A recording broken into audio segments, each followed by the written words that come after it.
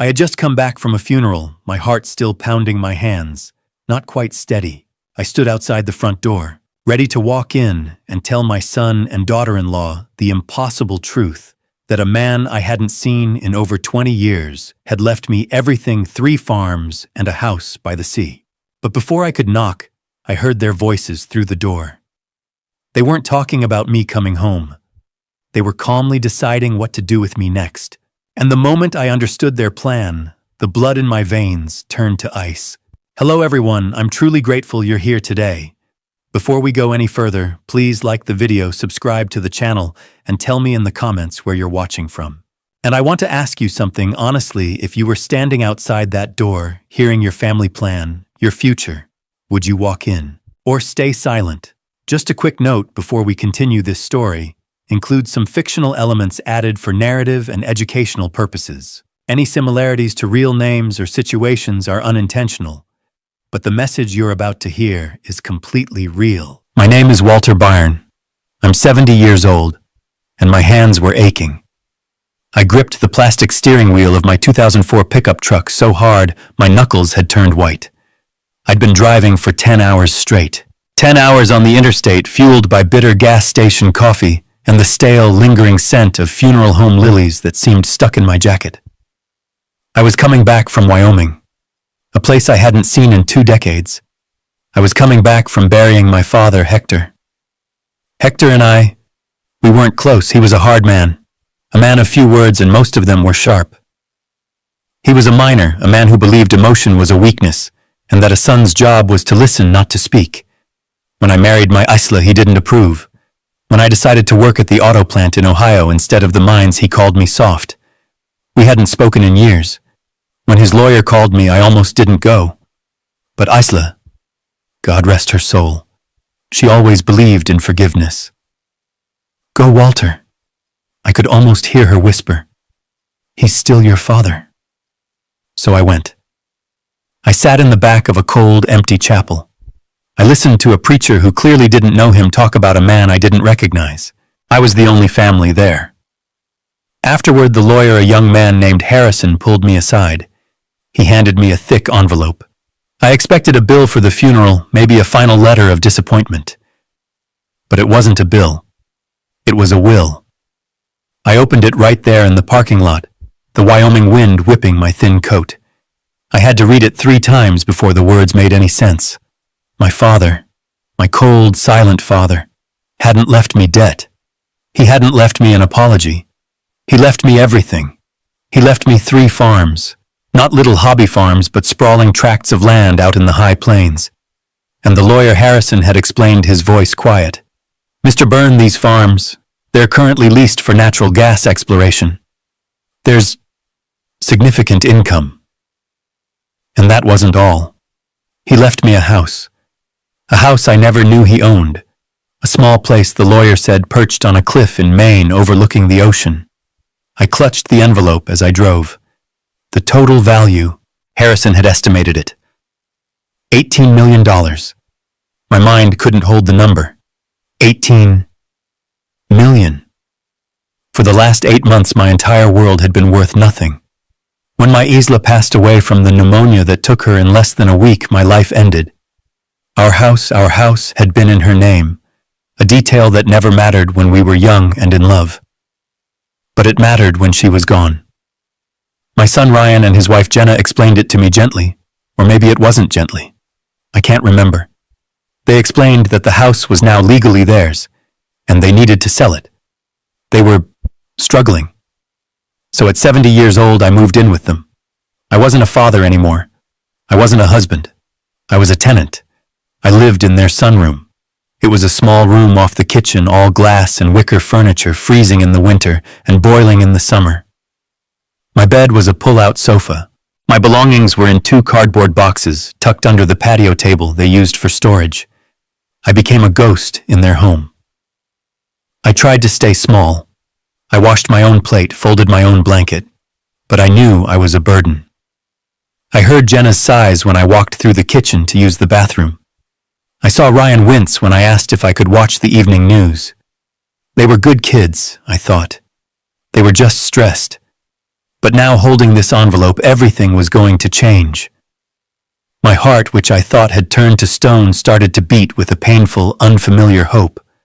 I wasn't a burden anymore. I wasn't a ghost. I could buy my own place. A small apartment, nothing fancy.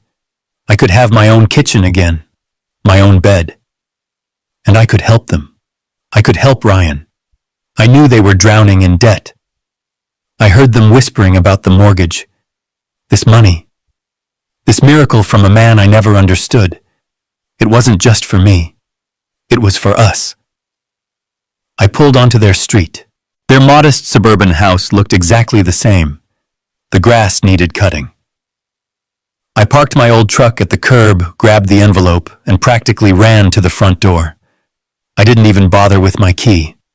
I knocked a huge, stupid grin on my face, ready to tell them, "It's okay. Everything is going to be okay." I was about to knock a second time when I heard Jenna's voice through the thin wood. It was sharp, annoyed. "Ryan, I'm telling you I can't take it anymore." I froze. My hand hovered over the door. "He just wanders around the house like a ghost," she said. Her voice was clear. "He's always there." "Jenna," Ryan's voice was tired. "He's my dad. He's grieving." "We're all grieving," she snapped. "But we have our own lives. His 71st birthday is next month. We'll tell him then. We have to." "Tell him what?" Ryan asked, but he sounded like he already knew. "That we found him a place. That Golden Meadows has an opening. It's clean. It's safe." I felt the blood drain from my face. Golden Meadows. I knew that name. It wasn't a nice assisted living facility. It was the state-run nursing home. The place you went when you had no money and no one. The place people went to die. "Jenna, Ryan stammered. That's a home." "It's what we can afford," she said. "He's a financial black hole, Ryan. He contributes nothing. He just sits in that sunroom costing us money we don't have. It's him or us. And I'm choosing us." My hand fell from the door. The envelope in my other hand suddenly felt like it weighed 1,000 pounds. They were planning to throw me away. The man they thought was a broke, useless old burden. A cold, hard feeling settled in my chest, replacing the hope I'd felt just moments before. They wanted to see how much of a burden I was. I'd show them. My hand kept resting on my jacket pocket. The cheap fabric was warm from my body heat, but the paper inside felt foreign. It felt heavy, heavier than just paper. It felt like a brick. I kept replaying the scene that had happened just an hour ago back in that dusty law office in Wyoming. Mr. Harrison. A young man looked like he was barely 30, sitting behind a desk that was probably older than both of us. He slid a thick envelope across the wood. "Mr. Byrne, I was your father's attorney for the last 5 years. He was specific. He left this for you." I expected a bill. I really did.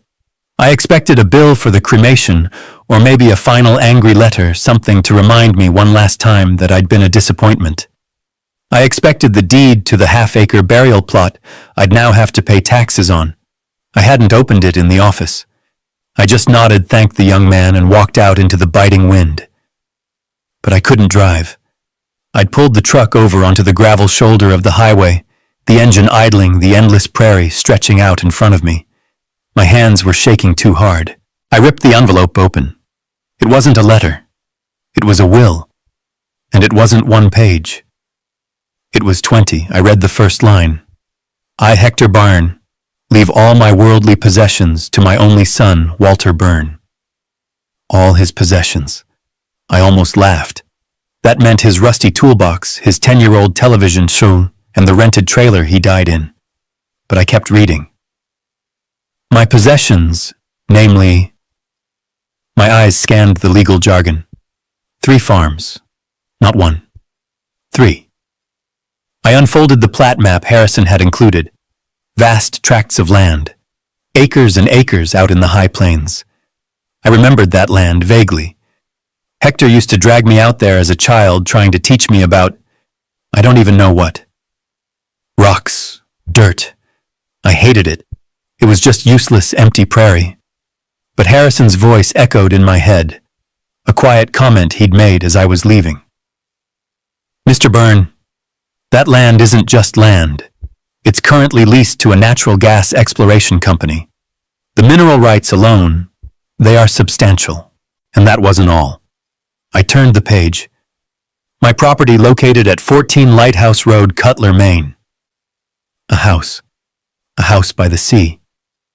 I blinked. Hector hated the ocean. He told me once it was too much water all trying to kill you. I skipped past the rest, my fingers fumbling with the last page. It was an asset summary compiled by the lawyer's office. Total estimated value. My vision blurred. It looked like a typo. It had to be a typo. $18 million. 1. 8. Followed by 6 zeros. 18 million. I thought of the sunroom. I thought of Jenna's annoyed, quiet sighs when I got up in the middle of the night to use the bathroom, the floorboards creaking. I thought of Ryan, my son, my boy, nervously asking me last week if I could maybe chip in a little more for the electric bill, even though he knew my Social Security check was barely enough to cover my heart medication. This felt impossible. It felt like a prank, a cruel joke from beyond the grave. Hector was a minor. He lived in that rented trailer.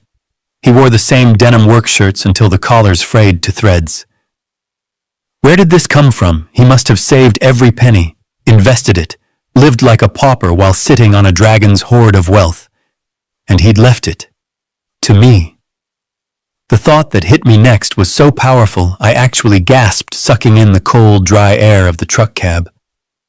I wasn't a burden anymore. I wasn't the old man living on the pull-out sofa. I wasn't the ghost in their house apologizing for taking up space. I could buy my own place. A real house. Or just a small apartment. Anything. I could have my own kitchen. I could buy the brand of coffee I liked, not the cheap, instant kind Jenna bought. I could have a bed that didn't fold in half. And I could help them. I could help Ryan. I knew they were struggling. I knew the whispers I heard late at night weren't just arguments. They were panicked, terrified discussions about the mortgage, about credit cards. This miracle. This impossible, ridiculous gift from a man I never understood. It wasn't just for me. It was for us. It was the solution. I put the truck back in gear and pulled onto the highway. The 10-hour drive back to Ohio didn't seem so long anymore. I wasn't just driving back to the sunroom. I was driving back as their savior. I was driving back with the answer to all our problems. I pulled onto their street. Our street. The house looked exactly the same. The grass was a little high, I noticed. Ryan always forgot to mow on Tuesdays. I parked my old truck at the curb, the engine ticking as it cooled. My hand was on the door handle. I almost fumbled the envelope. I grabbed it, holding it tight. $18 million. A smile spread across my face, a real, genuine smile. It felt strange, like a muscle I hadn't used in 8 months. I could feel the weariness of the 10-hour drive, but underneath it, this new warm energy was bubbling up. I wasn't a burden anymore. I wasn't the old man on the pull-out sofa. I wasn't the ghost Jenna had to step around in her own kitchen. I was their savior. I thought about Ryan's face, the constant worry lines etched between his brows. I heard him and Jenna whispering late at night. Panicked whispers about the mortgage, about credit cards, about the car payment. I was going to wipe all that away. I imagined the look on his face when I told him. The relief. The pure flooding relief. Maybe Jenna would even cry. She'd hug me. A real hug, not the stiff, polite pat on the back she'd given me since I moved in. "Oh, Dad, Walter," she'd say, "you saved us. I could buy my own place. A small, clean apartment just a few blocks away. I'd have my own kitchen. I'd make them dinner on Sundays. A real Sunday roast like Isla used to make." I got out of the truck, holding the envelope like it was a winning lottery ticket. I walked up the cracked concrete path past the overgrown rose bushes Isla had planted. My step felt lighter than it had in years. I didn't even use my key. I wanted to knock. I wanted to see them open the door. I raised my hand, my knuckles just inches from the painted wood, and that's when I heard her voice. Jenna. It wasn't her usual company voice, the high, polite one she used for neighbors. It was her real voice, the one I heard when she was on the phone with the credit card company. It was sharp. It was cold. Ryan, I'm telling you I can't take it anymore. I froze. My hand just hung there in the air. He just wanders around the house like a ghost, she said. Her voice was perfectly clear through the thin door. He's always there. I feel like I'm running a charity ward, not a home. He shuffles. He sighs. I can't even have my coffee in peace. My smile dissolved. A chill started in my stomach and spread outwards. I heard Ryan's voice, muffled and tired. Jenna, please keep your voice down. He's my dad. He's grieving Isla. He's got nowhere else to go. Jenna let out a laugh. It wasn't a laugh. It was a short, bitter bark. Grieving. We're all grieving. We grieved when we had to sell his house. We're grieving now that we're broke. But we have our own lives to live, Ryan. We have bills to pay. His 71st birthday is next month. We'll tell him then. We have to. My blood ran cold. Tell him what, Jenna? Ryan's voice was weak. He knew the answer. He was just afraid to hear it. That we found him a place, Jenna said. Her voice was suddenly flat, decisive, like a judge passing sentence. That Golden Meadows has an opening. It's clean. It's safe. It's what we can afford. The envelope in my hand suddenly felt like a block of ice. Golden Meadows. I knew that name. Everybody in our part of Ohio knew that name.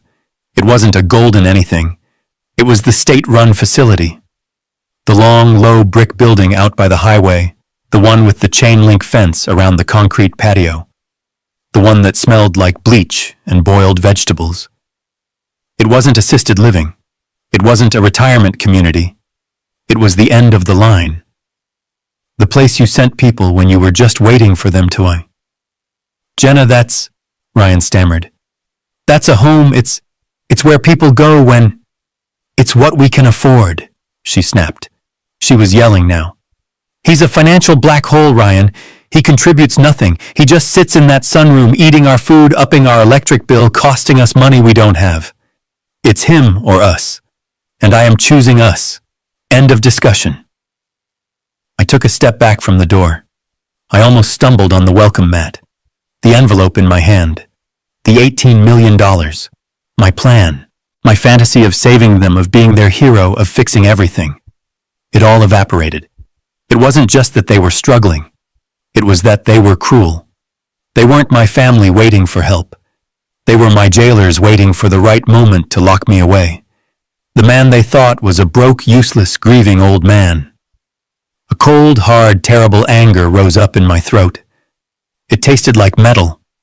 They wanted to see how much of a burden I was on. I'd show them. My hands were shaking, but not from grief. It was a cold, sharp rage. I looked at the thick envelope. $18 million. My ticket out. My revenge. But they couldn't know, not yet. I carefully folded the will and the asset summary. I didn't put it back in my jacket. That was the first place they'd look if they thought I was losing my mind. I slid the folded papers deep into the front pocket of my trousers, a lump against my leg, hidden by the cheap fabric of my coat. I stood there on the doormat for a full minute, just breathing. In, out.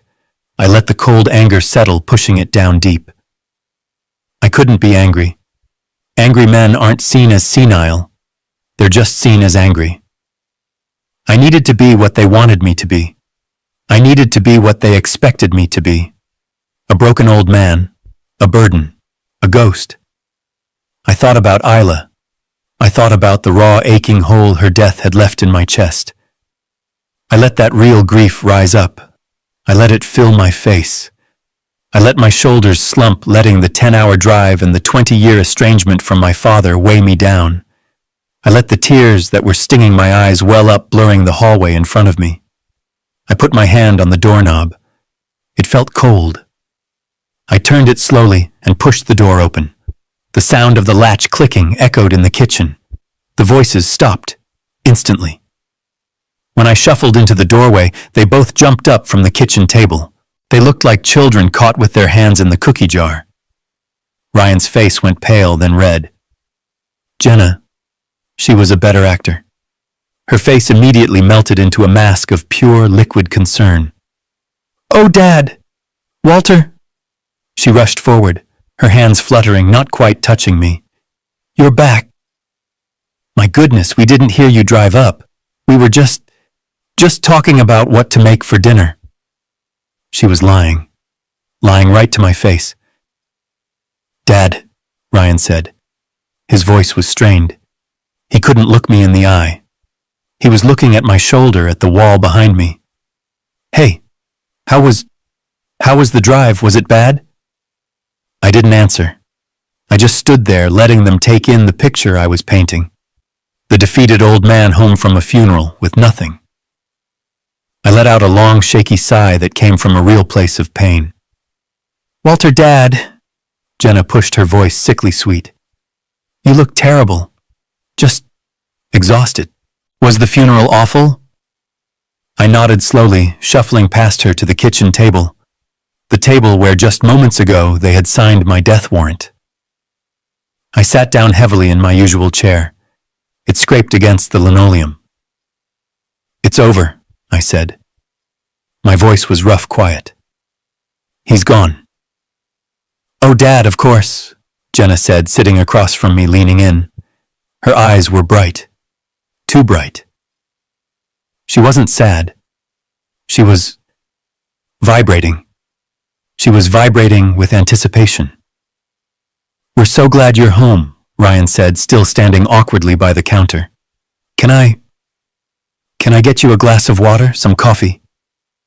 He was desperate to be helpful, desperate to do something, anything, to erase the words he'd just said, the words he thought I hadn't heard.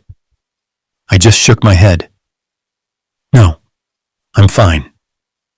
I looked at my hands on their table, my old calloused hands, the hands that had fixed Ryan's bicycle chain 1,000 times, the hands that had walked him to school, the hands that had paid for this very table. Jenna couldn't wait any longer. I could see the greed crawling all over her face, disguised as polite inquiry. "Well, we're just glad it's over, Dad," she said, placing her smooth, manicured hand on the table just inches from mine. "I know this is hard, but did everything get sorted out with the estate?" Ryan flinched. "Jenna," he whispered, "he just got back. Give him a minute." "I'm just asking Ryan." She snapped her eyes, never leaving my face. "He's family. We're his family. We just want to know if everything is okay." "Dad, the lawyer, did Hector leave anything?" There it was. The question. The real reason they were concerned. The real reason they'd offered me water. I looked up from my hands. I looked at Jenna's bright, hungry eyes. I looked at Ryan's guilty, weak face. I let the silence stretch. I let them wait for it. I let them hang on that one single burning question. I took a shaky breath, just like I'd practiced. I made my face crumple just a little. "Jenna, Ryan," I started. I'm afraid I have some bad news." Jenna leaned in. I could see the muscles in her jaw tighten. "Bad news, Dad. What do you mean?" I let my gaze fall to the kitchen table, to the coffee rings on the cheap placemat. I clasped my hands together, forcing them to look like they were trembling. "The funeral.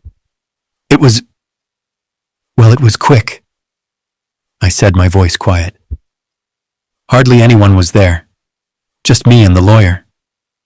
I looked up, making sure to meet Ryan's nervous eyes first, then Jenna's intense, focused stare. "It's the estate. The will. It's not what anyone thought." "What does that mean?" Jenna asked. Her voice lost its fake syrup sweetness. It was just sharp, impatient. "It means," I said, faking a dry swallow, "it means there's nothing. In fact, It's worse than nothing. Ryan frowned, finally speaking. Nothing, Dad. What about those farms? You said he had farms. He did, I said. I let my voice crack just a little, pulling on the real grief I felt for my wife, for my life, for the son I thought I had.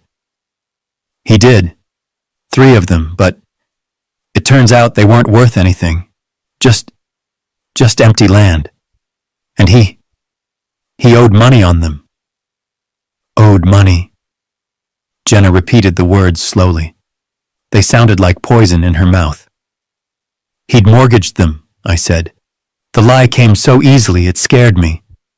Years ago, he took out huge loans against all 3 properties. The lawyer Harrison, he showed me the paperwork. The banks, they're taking them back. All of them. There's nothing left. I let that sink in. I watched the last bit of hope drain out of Ryan's face. He looked like I'd just punched him in the stomach. He sagged against the counter. But Jenna wasn't just disappointed. She was furious. I could see a small vein pulsing in her temple. So you mean, she said, her voice dangerously low, you went all that way, and there is nothing. It's worse than that, Jenna, I said, looking straight at her. This was the part that mattered. This was the real test. Harrison, the lawyer, he said Hector, my father, he hadn't paid property taxes on any of that land. Not in over 5 years. So, she snapped. So, I said, letting my voice drop to a hopeless whisper. As the sole heir, the lawyer says I might be responsible for it. The state of Wyoming, the IRS, they'll come after me for the back taxes. Harrison said, he said it could be tens of thousands of dollars. I watched the calculation happen behind her eyes, the quick, frantic math, the realization. The man sitting at her kitchen table was no longer just a neutral burden, a piece of old furniture to be stored in the sunroom. I was now a liability, a financial anchor. I was about to drag their already sinking ship, the ship I'd heard them worrying about late at night, straight to the bottom of the ocean. I looked down at the table, playing the part of the defeated, broken old man to perfection. Tens of thousands. I don't know what I'm going to do, my Social Security. It's not even... I let my voice trail off. The silence that filled the kitchen was absolute. It was so cold, it felt like the sunroom in January. I just waited. I waited for one of them. For Ryan. For my son. I waited for him to say, "Don't worry, Dad. We'll figure it out. We're a family." I waited for him to put his hand on my shoulder. I waited for just one shred of the boy I had raised, the boy who cried when he scraped his knee, the boy I taught to ride a bike. But the silence just stretched on. Ryan wouldn't look at me. He was staring at Jenna, his face pale, waiting for her permission, waiting for her to tell him what to do, and Jenna wasn't looking at me either. She was staring at the wall just past my head. Her face, that mask of fake sympathy, had gone completely blank. It was smooth, empty, terrifying. She didn't look concerned. She didn't look sad. She looked trapped. And she looked disgusted. Finally, she moved. She pushed her chair back from the table. The legs made a violent scraping shriek against the linoleum floor. It sounded like a scream. Debts. Her voice was quiet. Not a yell. It was a hiss. Ryan visibly flinched. "Jenna, honey, calm down." "No." She stood up. Her hands were balled into tight white fists at her sides. She finally turned her gaze on me, and the mask was gone. There was no more Dad Walter. There was no more family. Her eyes were narrowed, her face white with a rage so pure it was almost impressive. "Debts!" she shouted, and the word exploded in the small kitchen. "Are you kidding me?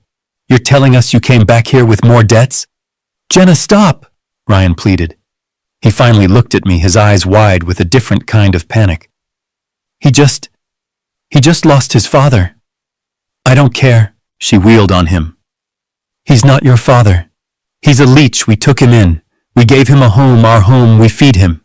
And now this, so, he's bringing the IRS down on our house. It's not... I don't know if they will, I stammered, holding on to my roll, the terrified old man. You're not just a burden anymore, old man, she spat the words at me. You're a risk, you're a black hole, you are going to take us down with you. She was breathing hard, her chest heaving. Jenna, please calm down. Ryan tried again, his voice weak. We'll talk about this. We'll figure something out. Right, Dad? We can call the lawyer, maybe?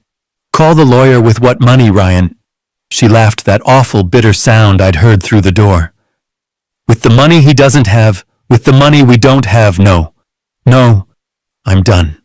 I am absolutely done. She turned her back rigid and stormed out of the kitchen. I heard her footsteps pound up the stairs. A second later, the bedroom door slammed shut. The vibration rattled the glasses in the kitchen cabinet. The trap was sprung, and the animal was caught. I looked at Ryan. He was still standing by the counter, his shoulders slumped. He looked like a balloon that had been popped, completely defeated. He wouldn't look at me. Ryan, I whispered. He just shook his head, not at me, but at the floor. I should go check on her, Dad. She's just upset. She doesn't mean it. But he knew she did. And I knew she did. He turned and walked out of the kitchen, dutifully following his wife. I was left alone at the table. The house was silent again. But this time I knew the truth. I slowly got up from the chair. I made sure to shuffle my feet just in case they were listening. I walked back to my cold sunroom. I closed the sliding glass door that separated me from the rest of the house. I sat on the edge of the pull-out sofa, the springs groaning under my weight. I felt the hard, thick lump of the envelope in my trousers pocket. $18 million. They had no idea. They had no idea what was coming for them. The slam of the bedroom door echoed through the house, and then silence. I sat there in the cold sunroom listening. The house had never felt so quiet. It wasn't the peaceful quiet that Isla and I used to share reading in the evenings. It was a heavy, suffocating silence, a silence full of anger and disappointment. My son didn't come to check on me. He didn't come to apologize for his wife's outburst. He just stayed upstairs, protecting her, choosing her. That night I slept in my coat. The pull-out sofa felt lumpier than usual, the springs digging into my back. But it wasn't the discomfort that kept me awake. It was the cold, hard knot in my stomach. The trap was set. My own family had walked right into it. Now I had to see how deep the rot went. The next morning I shuffled into the kitchen. Jenna was there pouring herself a cup of coffee. She was wearing expensive-looking yoga pants and a tight athletic top. Her hair pulled back in a perfect ponytail. She didn't look like someone who was worried about losing her house. She just looked annoyed. She didn't say good morning. She just glanced at me, her eyes flat and cold, and turned back to the coffee machine. I think I'll make some toast, I said, my voice quiet, playing the part. The bread's in the fridge, she said, not turning around. And don't use more than 2 slices. Ryan has to pack his lunch. I nodded even though she couldn't see me. I got the bread. I made my 2 slices of toast. I ate them standing at the counter with a glass of tap water. She poured her coffee into a big mug, added a splash of expensive cream from a carton, and walked right past me into the living room as if I were a piece of furniture. A piece of furniture she disliked. I went to sit in the living room in the old armchair Isla and I had bought together. Jenna was on the sofa scrolling through her phone, one leg tucked under her. That's when I saw it. On the coffee table, placed just so, was a brochure, a glossy tri-fold pamphlet. My eyesight isn't what it used to be, but I could make out the words on the front. Golden Meadows. Underneath a picture of two smiling gray-haired people, a man and a woman playing checkers on a perfectly manicured lawn. It looked like heaven. It was the marketing for hell. My heart hammered. So soon.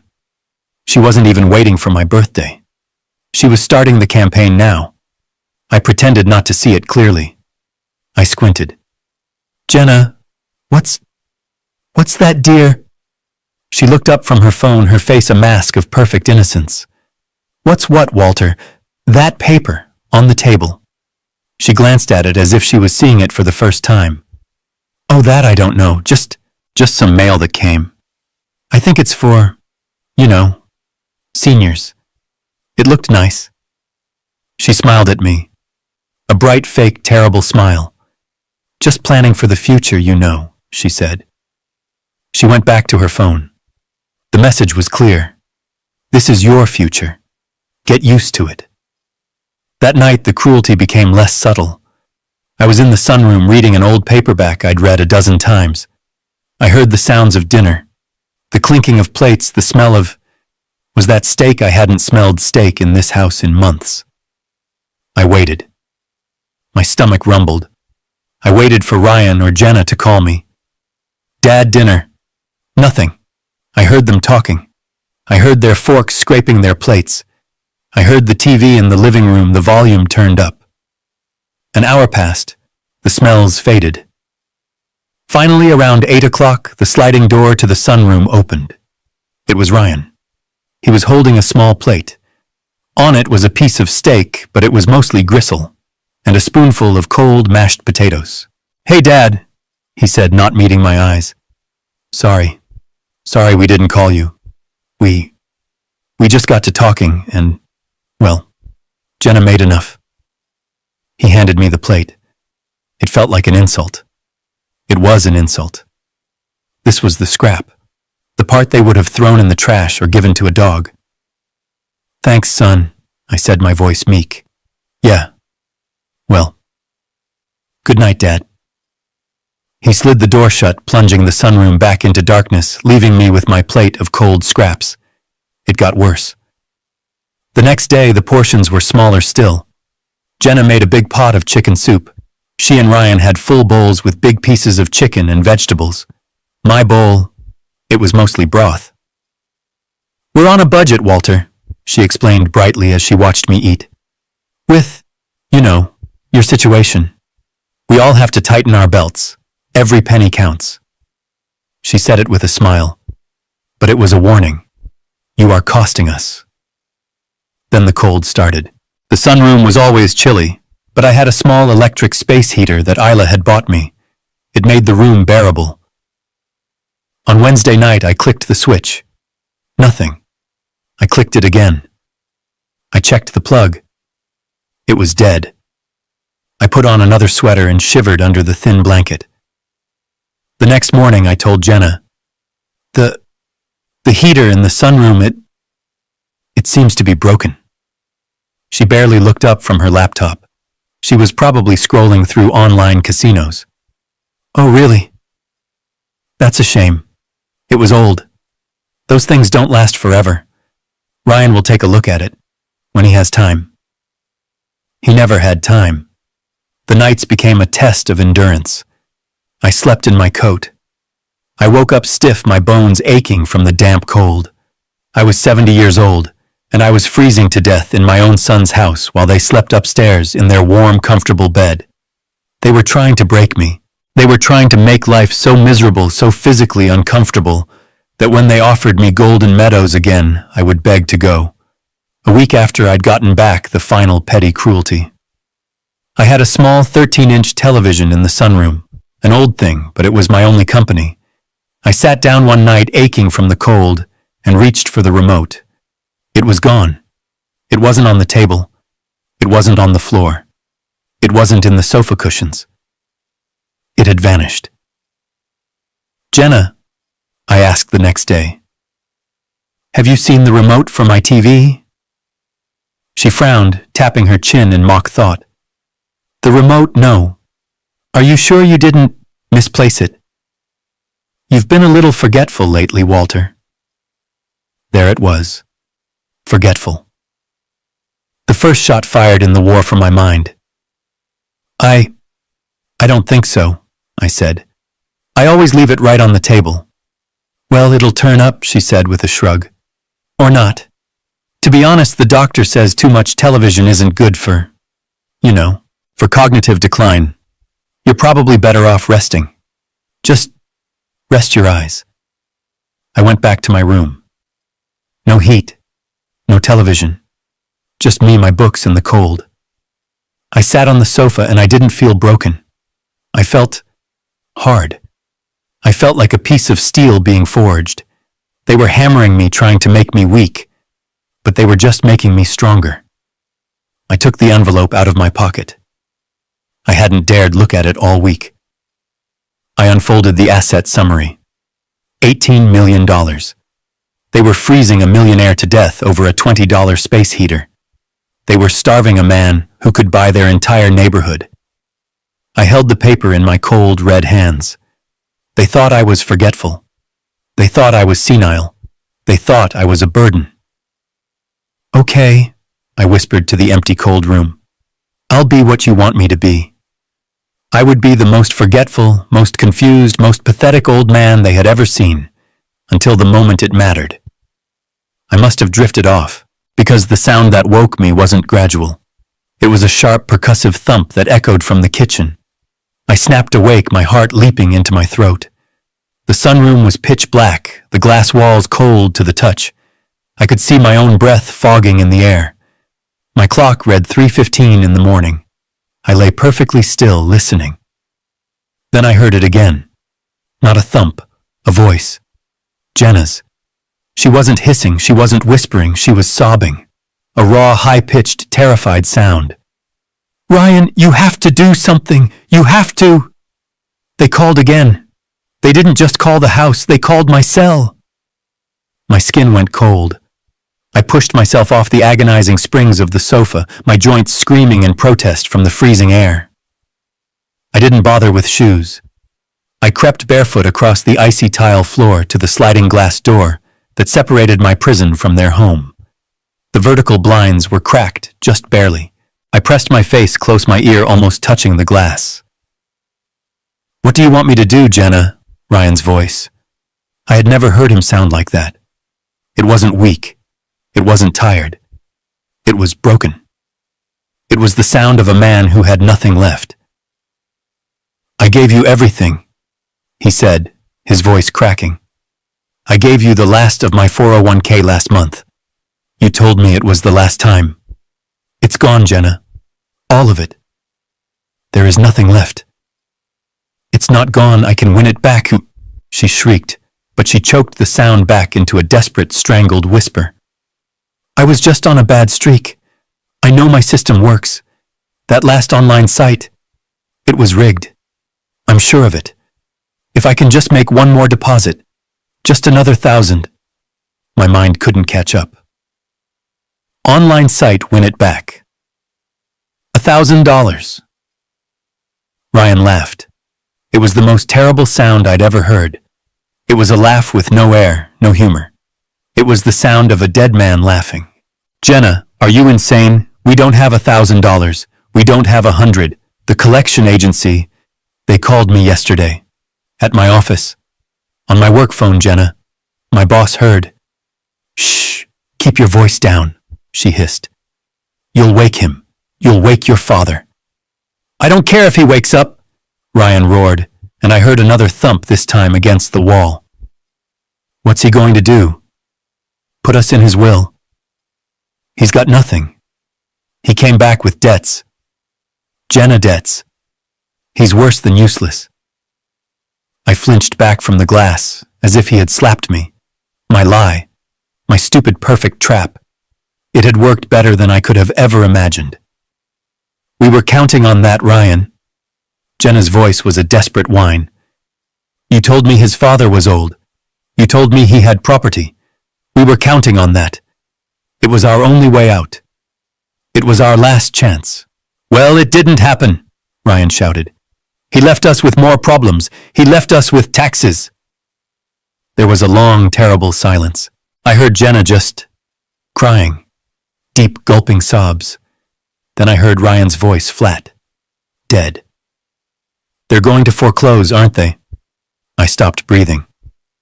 Foreclosure. That certified letter we got yesterday. Ryan continued, his voice monotone. The one you said was just junk mail. It wasn't junk mail, was it? It was the notice. The notice of foreclosure. We have 30 days, Jenna whispered. Her voice was tiny. Just 30 days, Ryan, until they put the notice on the front door. Everyone on the street. They'll know. You should have thought of that before you started online gambling again, Ryan yelled. I told you I could fix it. I was so close. You've been fixing it for 6 months, he roared. You fixed my retirement account. You fixed the kids' college fund that Isla left them. My mother's money, Jenna. You fixed us right into the ground. I backed away from the door. I sat back down on the freezing sofa, but I didn't feel the cold anymore. I felt nothing. Just a vast, empty roaring in my ears. It all made sense. It wasn't just me. It wasn't just that I was an old man in their way. They were desperate. They were drowning. Jenna, my daughter-in-law, the smiling PTA mom, perfect housewife Jenna. She was a gambler, an online gambler. She had gambled away their entire life. She had gambled away the money my wife Isla had so carefully set aside for her grandchildren. And Ryan, my son, my only boy, he hadn't stopped her. He had enabled her. He had fed her addiction with his own retirement, covered for her, lied for her, until there was nothing left. I suddenly understood everything. The brochures for Golden Meadows, the cold shoulders, the scraps of food. They hadn't just been mean, they had been waiting. They had been white-knuckling it for months, staring at the calendar, just waiting for my father Hector to die. They saw my trip to Wyoming as a payday. They saw my return as their salvation. They weren't just hoping I'd bring back a little extra cash to help out. They were praying for a windfall. They were counting on it as their last desperate final chance. And when I sat at that kitchen table, when I looked them in the eye and played my part, when I told them my beautiful, terrible lie, when I said that one simple word, debts, I hadn't just disappointed them. I had destroyed their last hope. I had been their final lottery ticket, and I had come up a loser. That was why the cruelty had started. The cold room, the lost remote, the scraps of food. It wasn't just to make me leave. It was punishment. It was their bitter, childish, desperate rage, because I had failed them. I had failed to be the rich old relative who could magically solve all their problems. I sat there in the pitch black of the sunroom, listening to my son and his wife sobbing together in the kitchen. They were no longer just cruel. They were cornered. And I knew with a terrifying absolute certainty that a cornered, drowning animal is the most dangerous thing in the world. They weren't just going to ask me to go to Golden Meadows. They were going to make me go. I sat there in the dark, the cold seeping up from the floorboards, but I didn't feel it. My blood had turned to ice. Foreclosure. Gambling. 30 days. The words echoed in my head louder than their fading sobs from the kitchen. It all slotted into place. The sudden coldness, the scraps of food, the stolen remote, the cognitive decline comment from Jenna. My skin crawled. That casual throwaway line. You've been a little forgetful lately, Walter. It wasn't just a petty insult. It was a test. It was the first stone being laid on a path to Golden Meadows. But how do you force a man into a nursing home when he says no, you don't? Not unless he's forgetful. Not unless he's confused. Not unless he's legally declared incompetent. I stood up, my joints cracking in the cold. I started pacing the tiny room, 3 steps one way, 3 steps back. They were desperate. They weren't just cruel, they were cornered. A cornered animal doesn't just run, it bites. Jenna needed money. She needed it 30 days ago. She was furious that I hadn't brought home a windfall. But what if she started to think I was lying? What if she thought I did have money and I was just a senile old man hoarding it from them, or worse? What if they didn't care about the inheritance anymore? What about my money, my social security, my pension from the auto plant? It wasn't much, just over $2,000 a month. But to them right now, $2,000 was a lifeline. If I was declared incompetent, if Ryan or Jenna were granted guardianship, they wouldn't just be able to put me in Golden Meadows. They would be able to control me. They would control my bank account. They would take my pension. They would take my social security. They would bleed me dry using my own money to pay for the privilege of rotting in a state-run home while they used the rest to pay off Jenna's gambling debts. And the will. My God. The will. The envelope was still in my pocket. $18 million. If they got guardianship, if they got legal control of Walter Barn, incompetent adult, they would get control of everything. They wouldn't just be taking my $2,000 a month. They would stumble backwards into the very fortune they thought they'd lost. Jenna's words came back to me. It's him or us, and I am choosing us. She meant it. She would sign any paper, tell any lie, find any crooked doctor to save her own skin.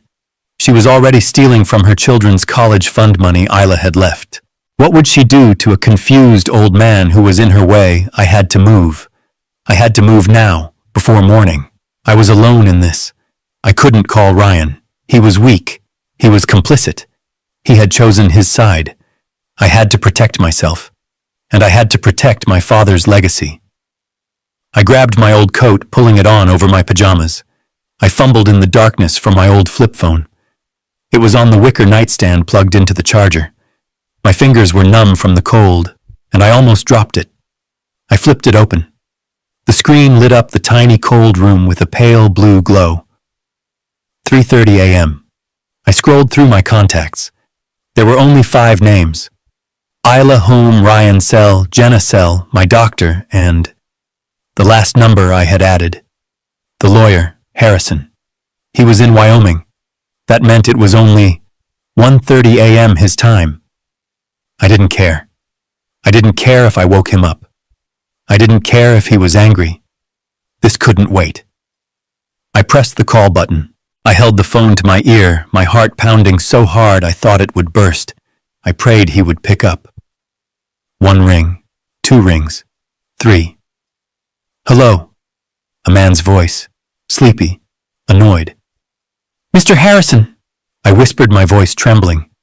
This is Walter Byrne, Hector Byrne's son. I'm sorry to call so late. I'm in trouble. I heard him sit up, the rustling of sheets. His voice was suddenly wide awake. Walter, what's wrong? What kind of trouble? I stood there in the freezing dark, the blue light of my phone illuminating my shaking hands, and I whispered the truth. They're trying to put me away, I said. My son, my daughter-in-law, they're trying to declare me incompetent. They think I'm poor and in debt. I overheard them. They're desperate. And they don't know about the will. They don't know about the money. But if they get guardianship, they'll get everything. There was a sharp intake of breath on the other end of the line. My God, Harrison said. His voice was low and serious. Walter, listen to me. Listen to me very carefully. You are in immediate danger. Walter, you are in a very bad spot, Harrison said. His voice was no longer sleepy. It was sharp, clear, and urgent. It was the voice of a man who understood risk. This isn't a family squabble. This is a legal maneuver. If they file for an emergency guardianship hearing and claim you're a danger to yourself, or that you're forgetful, they could get a judge to grant them temporary control before you even get to speak. Guardianship. I whispered the word. It sounded ugly. That's what they do. It's what I would do if I were them, Harrison said bluntly. They think you're poor and in debt. They'll argue you're a burden, that you can't care for yourself, and that your debts prove you're mentally unfit to handle your own affairs. They'll claim they just want to protect you. Protect me. My blood ran hot again, chasing away the cold. Protect me by throwing me into a state-run facility. What do I do? I asked, pacing the 3 steps my room allowed. I can't just walk out. I have nowhere to go, not yet. You have $18 million, Walter, Harrison reminded me. That's somewhere to go. But we have to be smart. We have to be fast. They can't know. If they get a court order, they could freeze your assets, including the inheritance. They don't know about it, I said. They think I'm in debt. I lied to them. There was a pause on the line. I heard a quiet click like a pen. You lied to them, Harrison asked. I told them my father left me nothing but taxes.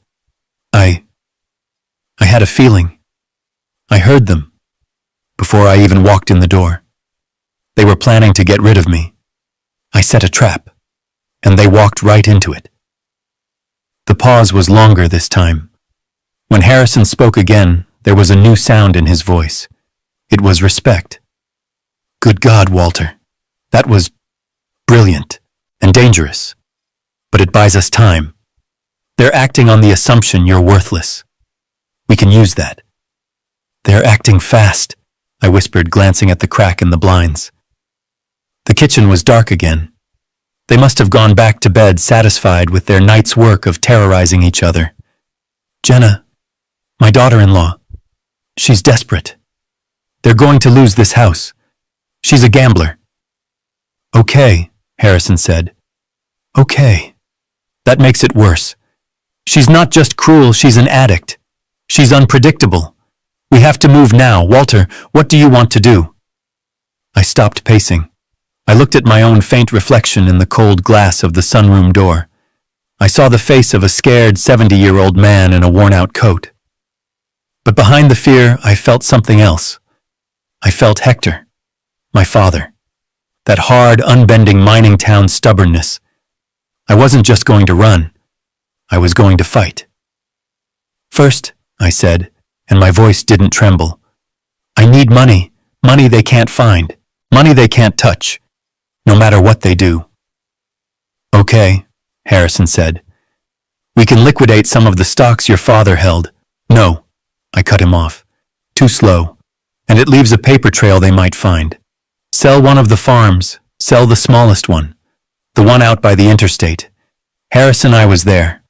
I saw it. It's the least valuable, but it's the most accessible. Someone will buy it fast. Walter, to sell a piece of real estate like that. Even a cash sale. It takes weeks. Appraisals, titles. I don't care, I said. Sell it. Sell it cheap. Sell it today. I don't care if we lose a little. I need it done. Find one of those big land developers, one of those gas companies. Offer them a deal they can't refuse. I need liquidity. I'll take $4 million for it, even if it's worth $5. Harrison was quiet for a moment. I heard him typing on a keyboard. I might know someone, he said slowly. A ranching consortium that's been trying to buy that parcel for a year. Hector always refused. They might move fast if they think the price is right. $4.5 million. I can make that call in the morning. Make it now, I said. Walter, it's 1:30 in the morning. Then you wake him up. I said, my voice as hard as my father's. You tell him he has until noon tomorrow to wire the money or the deal is off. Tell him it's a family emergency. Another pause. Okay, Walter. I'll do it. I'll get the ball rolling. Where do I send the money? Not to me, I said. That's the second thing. And this is the most important part. I need you to set up a trust. One of those, what do you call them? Irrevocable ones. The kind that I can't even break. An irrevocable trust. Harrison's voice was sharp again. Walter, that's a permanent decision. Once that money is in there, it's locked away. It's for estate planning for tax shelters. It's not a checking account. I know, I said, my gaze fixed on the dark kitchen beyond the glass. I know exactly what it is. I want that $4.5 million to go straight from the sale into that trust. And I want the trust documents to be ironclad. Only I can access the funds, not my son. Not my daughter-in-law, not a legal guardian, not a power of attorney, no one. Just me. Can you do that? Yes, Harrison said. Yes, I can draft that. It will make you the sole trustee and the sole beneficiary. It would be very difficult for anyone to pierce, even with a court order. They would have to prove you were incompetent at the time you signed the trust, not just now. And right now you sound sharper than anyone I've spoken to all week. Good, I said. Do it. Get the money. Lock it down. I don't want them to get their hands on a single penny of Hector Byron's money. I'm on it, Walter. I'll call the consortium contact right now. I'll call you back as soon as I have news. In the meantime, you be careful. Don't sign anything. Don't agree to anything. Don't go anywhere with them. Don't worry, I said, looking at my ghostly reflection in the glass. I'm just a confused old man. I'm just a burden. I wouldn't know how to sign my own name, would I? I ended the call. I stood in the freezing darkness. I was still a prisoner. I was still cold. But I wasn't a victim anymore. I was a man with a $4.5 million secret, and I was just getting started. I was still standing in the freezing dark, the cheap flip phone pressed hot against my ear. Harrison, I said, my voice just a whisper. There's one more thing. What is it, Walter? My daughter-in-law, Jenna Byrne, I overheard them. She's a gambler. Online, I think. She's the reason they're losing the house. She's the one driving this. Ryan, my son, he's just going along with it. Okay, Harrison said. His voice was pure business now. I need to know, I said, my throat tightening. I need to know everything. How bad is it? How much does she owe? Who does she owe it to? I heard her mention $220,000. I need to know if it's true. I need proof, Harrison. Ammunition. You're asking me to run a private investigation on your daughter-in-law, Walter. That's a different level. I'm asking you to protect your client's assets, I retorted, my voice suddenly sharp. This woman is trying to get guardianship of me. If she's this desperate, she won't stop. I need to know what I'm up against. I need to know exactly what kind of snake I'm living with. Can you do it? There was a short, sharp sigh on the other end. I have a firm I use in Cheyenne for background checks. They have affiliates everywhere. It'll cost money. I have $18 million, Harrison, I said. Find out. Find out everything. And fast. I'm on it, he said. I'll make the calls. The land sale, the trust, the investigation. Walter, stay safe. And stay quiet. Act the part.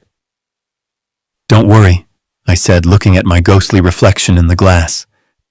I'm just a confused old man. I wouldn't know how to sign my own name, would I? I clicked the phone shut. The blue light died, plunging me back into the absolute darkness of the sunroom. My heart was a drum against my ribs. Wheels were turning. Wheels of finance, wheels of law, wheels of private investigation. Millions of dollars were about to move. Secrets were about to be unearthed. And I had to do nothing. I had to do worse than nothing. I had to become the man they wanted me to be. The next morning I shuffled into the kitchen. Jenna was there, already dressed, her face hard and pale. She was banging cupboards. I'm looking for the, I said, patting my pockets, my face a mask of confusion. The bread. Jenna let out a sigh so loud it sounded like a tire deflating. She yanked open the refrigerator. It's where it always is, Walter. In the fridge. Are you even awake? Oh yes. Silly me. I mumbled, fumbling for the bag, making sure to drop it once. She watched me, her arms crossed. Ryan and I were talking, she said, her voice sharp. We're very, very worried about you. About these debts. Debts? I asked, looking up, my eyes wide with fake panic. Oh, the taxes. Yes, it's a lot. I don't know what to do. That's just it. she said, moving in. This was the opening. You don't know what to do. You're overwhelmed. You're forgetting things. You're not capable of handling this, Walter. You need help. I'm just tired, I stammered, shuffling away from her, clutching my 2 slices of bread like a shield. I'm just tired from the trip. I made a point of being visible in my confusion. I sat in the living room in Isla's old armchair and just stared. I stared at the blank television screen, the one I had no remote for. When Ryan came home from work, he found me sitting there in the dusk, the room dark around me. Dad? He asked, his voice hesitant. Are you okay? Why are you sitting in the dark? I blinked as if waking from a deep fog. Oh. Hello, Ryan. Is it nighttime already? I must have dozed off. I saw him look at Jenna over my head. A look of pained confirmation. See, he's losing it. The space heater remained broken. The remote remained missing. The food portions remained tiny. I ate my cold, watery soup in the freezing sunroom. I made sure to shiver when Jenna walked by. I let them see me shivering. I let them see the pathetic old man freezing, forgetful, and now, a financial threat. Every cold sigh Jenna gave me, every guilty, pained look Ryan shot my way. It was fuel. They were building their case against me, and in doing so, they were building my case against them. All the while, my flip phone buried in my coat pocket and set to vibrate was a silent link to my new reality. I'd wait until 3 in the morning when I knew they were asleep. I'd lock myself in the freezing downstairs bathroom and check my messages. A text from Harrison. Consortium is in, wire transfer in progress. Another text a day later. Trust documents signed, sealed and funded. 4.5 million is secure. They can't touch it. I would read the texts in the dark, the blue light hidden under my coat, and then I would delete them instantly. I was the richest man in that house, and I was performing for my life. I was a ghost. I was a burden. I was a confused, forgetful old man. They were so busy building their trap they never realized they were already caught in mine. It had been 8 days since I set my trap. 8 days of being the man they wanted me to be. I shivered constantly in the sunroom, wearing my coat indoors. I ate the scraps they gave me without complaint. Watery soup. The heels of the bread. Once Jenna forgot to give me dinner entirely, and I just sat in my cold room, my stomach growling, and I did not ask for anything. I let them see me shivering. I let them see me shuffling my feet. I lost my socks. I forgot Ryan's name twice, calling him son, as if I couldn't place him. I let them see me standing at the glass door, staring into the backyard for 20 minutes, just staring. Every time I would see Ryan look at Jenna out of the corner of his eye. His face was a mask of guilt and pain. He was being torn apart. Jenna, though, she was different. She wasn't guilty. She was impatient. The foreclosure date was getting closer. They had 22 days left. The polite fiction was over. The cruelty was now routine. It happened on a Tuesday night. I was in my chair in the sunroom pretending to read an old newspaper from a week ago, holding it upside down. I was hoping one of them would notice. Jenna did. I saw her walk by the door, glance at the paper, and then smirk at Ryan. They came in together. A united front. My heart started to pound. This was it. Dad, Ryan started. His voice was heavy, like he was about to put down a sick dog. Jenna pushed past him. Her voice was the one that scared me. It wasn't angry anymore. It was gentle. It was the voice of a spider talking to a fly. Walter, she said, kneeling in front of my chair. Ryan stood behind her, his hands jammed in his pockets, staring at the ceiling. Walter, honey, Ryan and I, we are so worried about you. I blinked, widening my eyes, trying to look as confused and frail as possible. Worried. Why, I'm all right. Just a little cold in here. Jenna put her smooth, warm hand on my cold, bony one. Her manicure was perfect. It took all my strength not to pull my hand away. "No, you're not all right, sweetheart," she cooed. "You're not eating. You're forgetting things. You lost the remote, remember, and you were sitting in the dark all last night. That's not healthy." I was just resting my eyes," I mumbled, looking down. We know," she said, her voice dripping with fake sympathy. "You're just overwhelmed. You're grieving Isla. And now these awful debts.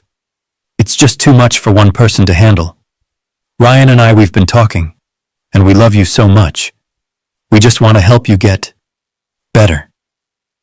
"Better?" I repeated the word as if I didn't understand it. "Yes," Ryan chimed in. His voice cracked. He was a terrible actor. We found someone, Dad. A doctor. He's a friend of Jenna's family." My heart hammered. Here it was. The final move. Jenna squeezed my hand. "His name is Dr. Smith.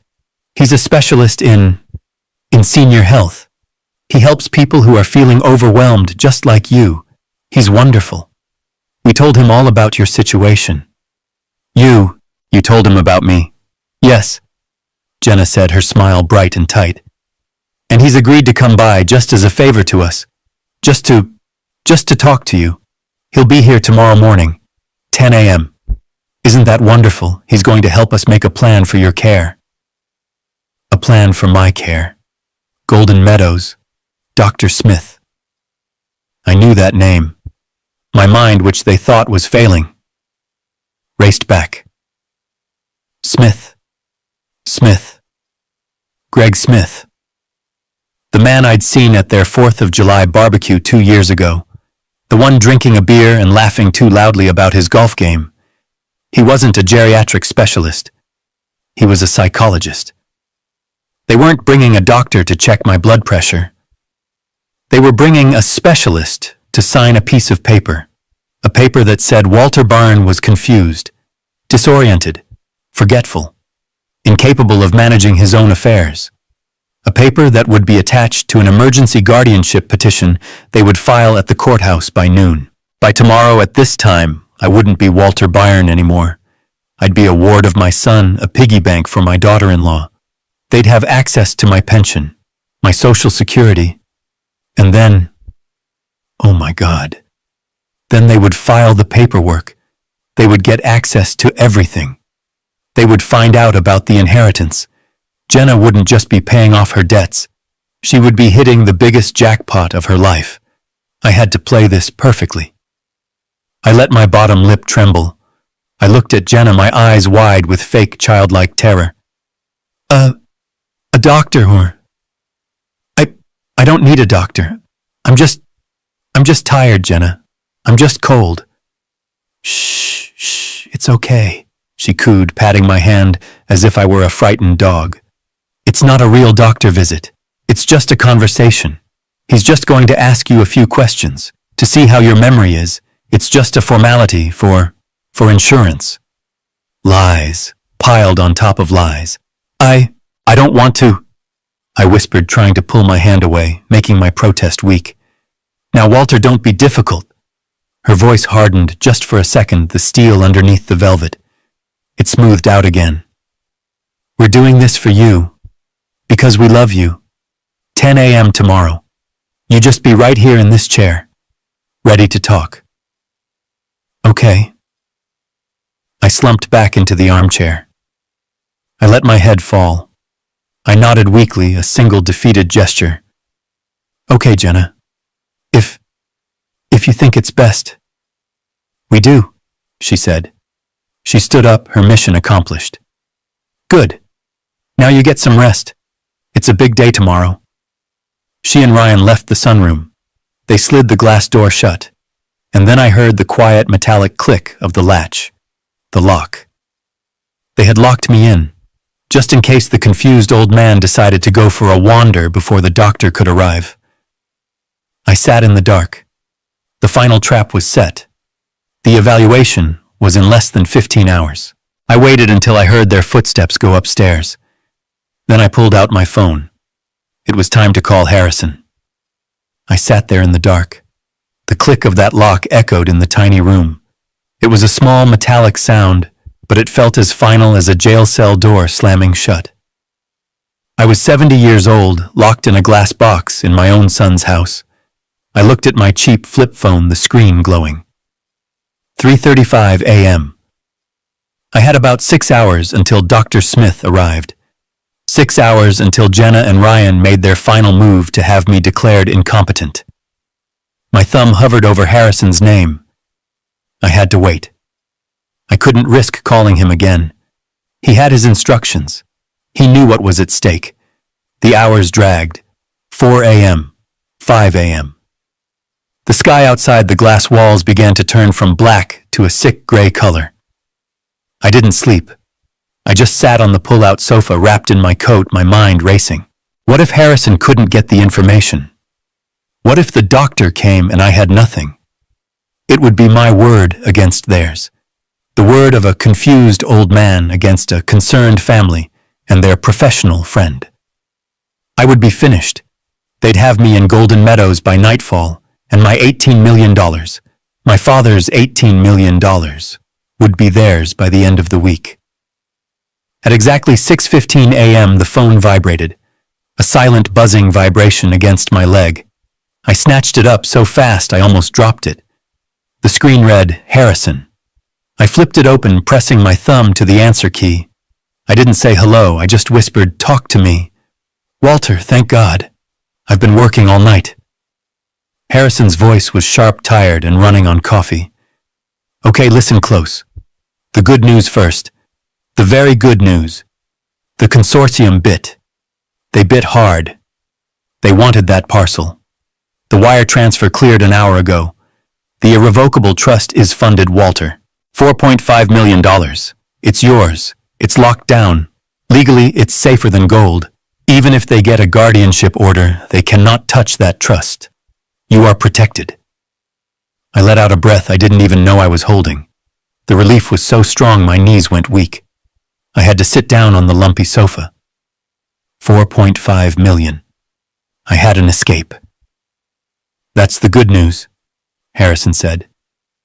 My stomach dropped. And the bad news? The investigation you asked for, on Jenna Byrne. Harrison let out a long, slow sigh. Walter, it's worse than you thought. It's much worse. Just tell me, I said, my hand tightening on the phone. The team I hired, they're good. They pulled her credit, her online activity, public records. You were right about the gambling. It's not just a little habit, Walter. It's a full-blown addiction. The $220,000 you overheard, that's just the tip of the iceberg. I closed my eyes. It's not just online casinos, Harrison continued, his voice grim. It's markers, online sports betting, high-interest payday loans. She's been taking them out against Ryan's salary. My people think she's been forging his signature on digital loan applications for months. Forging signatures. My God. But that's not the worst part, Walter. How? I whispered. How can it possibly be worse than that? The house, Harrison said. The house you're sitting in right now. Ryan and Jenna, they're not just behind on the mortgage. What do you mean? I mean, Jenna took out a second mortgage on the property 6 months ago for $50,000. She did it secretly. Ryan didn't co-sign. The investigators are almost certain she forged his signature on those documents too. My mind was spinning. The house Isla and I had helped them buy. She bet it all, Walter, Harrison said quietly. She lost the entire $50,000 in one weekend, and she has not made a single payment on that second mortgage. Not one. So, the foreclosure, I said. The 30 days I heard them talking about. That's the problem, Walter, Harrison said. The 30 days. That was last week. The bank's grace period is over. The house, it's not going to be foreclosed. It is foreclosed. The bank already owns it.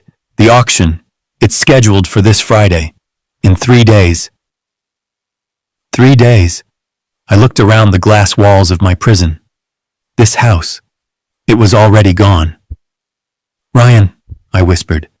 Does he know? Does he know about the second mortgage? Our guy doesn't think so, Harrison said.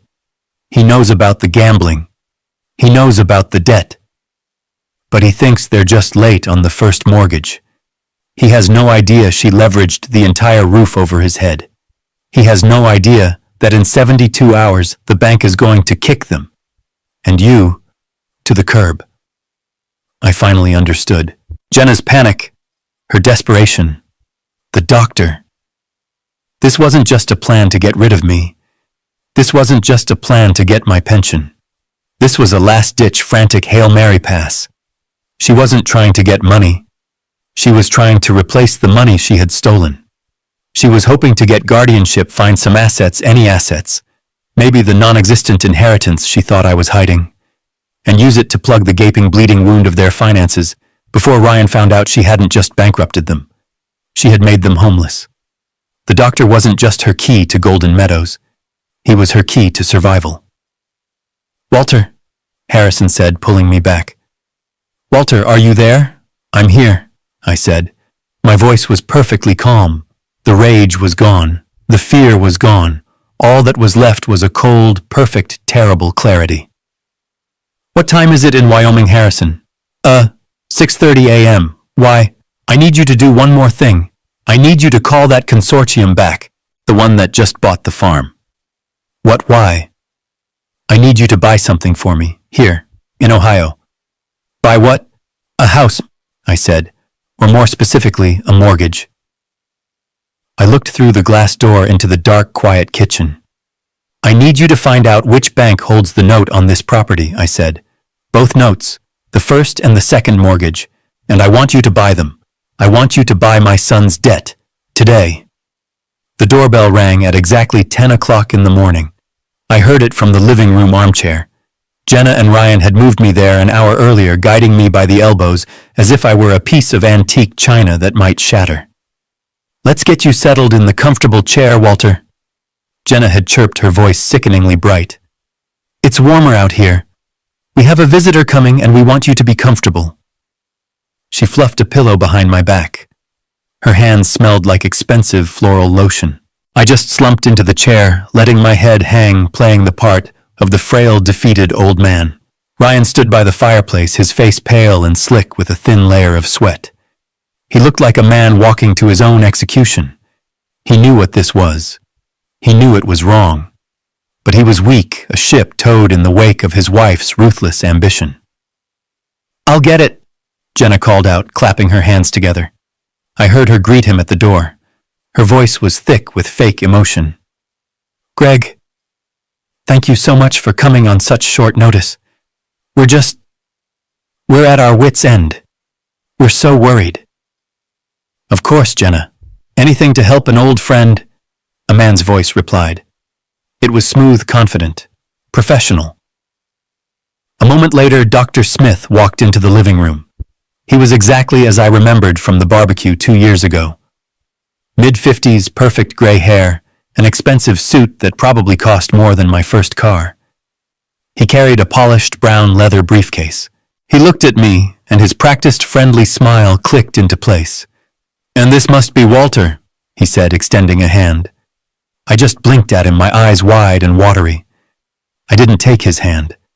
I let mine tremble in my lap. His smile didn't falter. He pulled the ottoman closer and sat down, leaning in his posture, a perfect imitation of concern. Jenna sat on the edge of the sofa, wringing her hands. Ryan continued to stare at the fireplace as if hoping to find an escape route in the bricks. Walter? Dr. Smith began, his voice soft and soothing. My name is Greg Smith. I'm a friend of Jenna's, and she and Ryan have told me you've been going through a very difficult time. I just nodded, a small, weak movement. Losing your wife, Isla, that's a tremendous loss, he continued. And then this trip, your father's funeral, and the difficult news about his estate. That's Well, that's a lot for any one person to handle. I looked at Jenna. She gave me an encouraging little nod, as if to say, "It's okay. He's here to help." Jenna tells me, the doctor went on, that you've been, well, a little forgetful lately. Is that right? Sometimes feeling confused, maybe misplacing things. I could see the script laid out in front of me. He would ask me a few simple questions. What's the date? Who is the president? Where are you? I would answer them, and then he would twist it. He would say, your family says you're confused and you seem agitated. You're denying your symptoms, which is a symptom in itself. It was the perfect airtight trap. Jenna jumped in. It's okay, Walter. Just tell the doctor. Tell him about the remote. Remember how you couldn't find the remote control and how you lost your socks. I looked at the doctor. His eyes were kind, but his smile was a lie. This was my moment. This was the moment it all turned. Hello everyone, I'm truly grateful you're here today.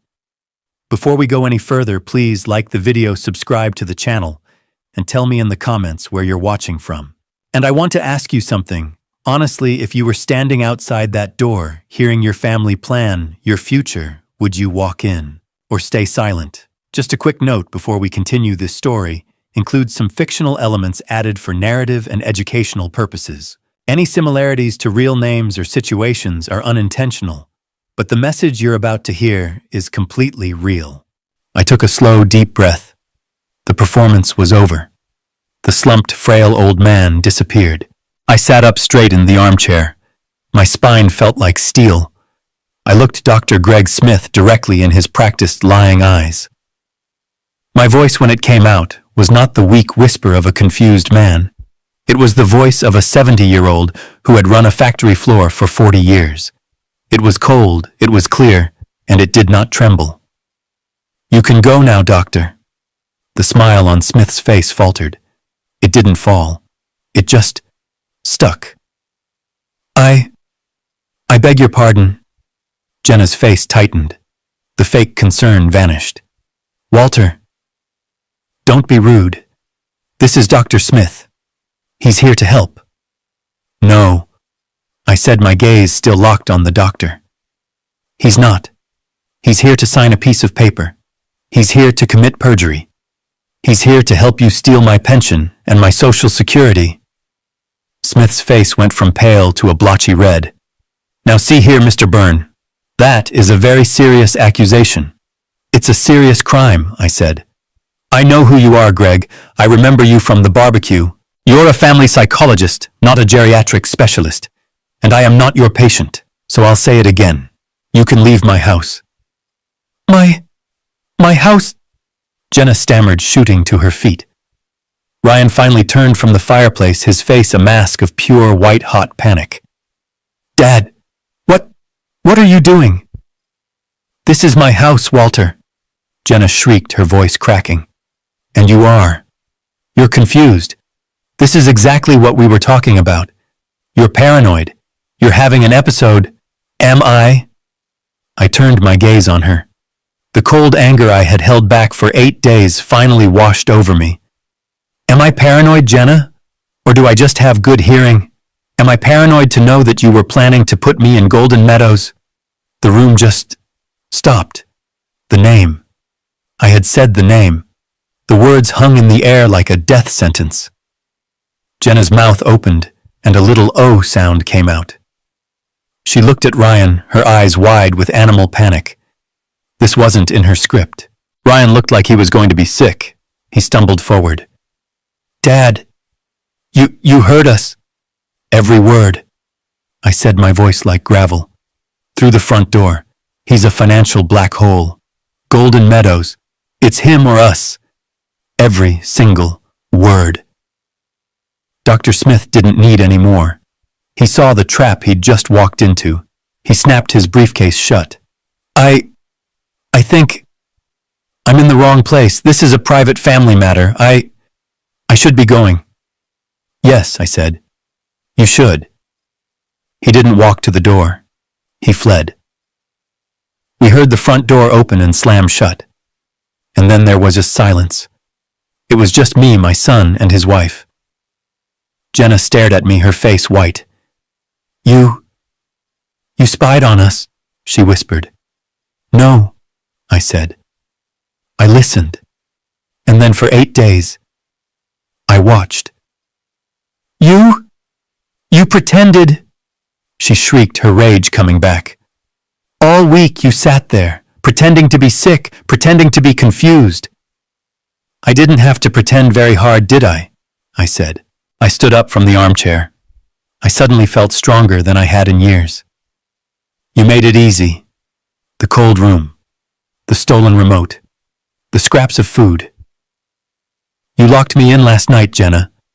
Ryan's head snapped toward her. What, Jenna?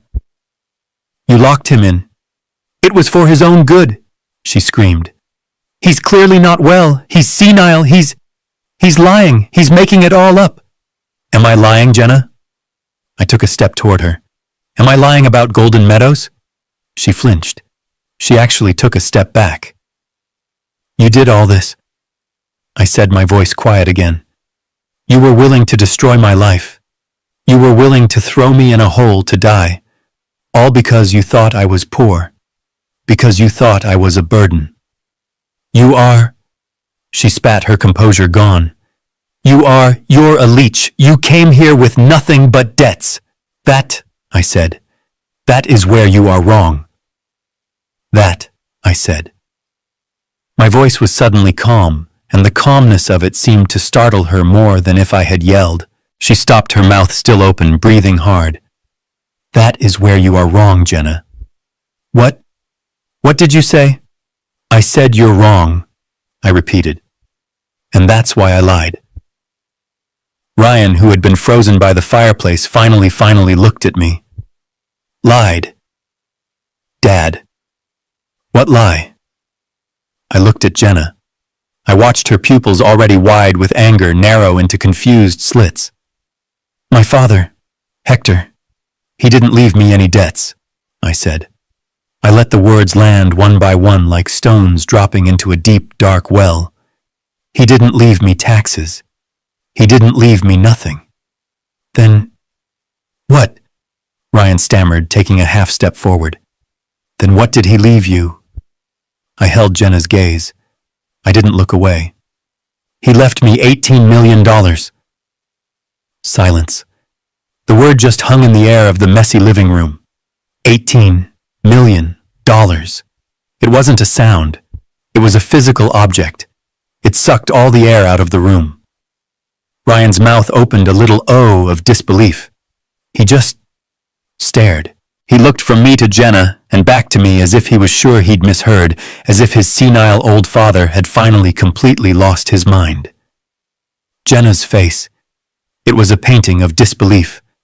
The rage just froze. It solidified on her features, her face a white, contorted mask. What did you just say? She whispered. The word was hollow. 18 million. I repeated, my voice flat. I was tired of playing a part. I was just tired. 3 farms in Wyoming with active natural gas leases, and a house on the ocean in Maine. The lawyer's estimate is 18 million. Jenna's hand, which had been clenched into a fist, slowly uncurled. She looked at her own hand, then back at me. She wasn't processing it. I could see the gears in her head turning, trying to make the two realities fit. The leech in the sunroom. The 18 million. They didn't go together. It was a system error. You're lying, she said. It wasn't an accusation. It was a plea. You're confused. You read it wrong. You're senile. I'm not confused, Jenna, I said. I'm not senile, and I'm not lying. And then it happened. The mask of rage and disbelief didn't just fade. It shattered. It was like a dam breaking. A sound tore out of her throat. It wasn't a word. It was a high-pitched, strangled scream of joy. Ha! Ha! Ha! Her face, which had been paper white, flooded with a blotchy red color. 18 million, she shrieked the number, and it was a sound of pure, unadulterated, terrifying victory. "Ryan!" she screamed, spinning so fast she almost fell. She grabbed her husband's arms. "Ryan, did you hear him? Did you hear him? 18,018,000. Jenna, don't." Ryan stammered, his face still numb with shock. He couldn't keep up with her emotional whiplash. "Oh, Dad!" Jenna flew at me.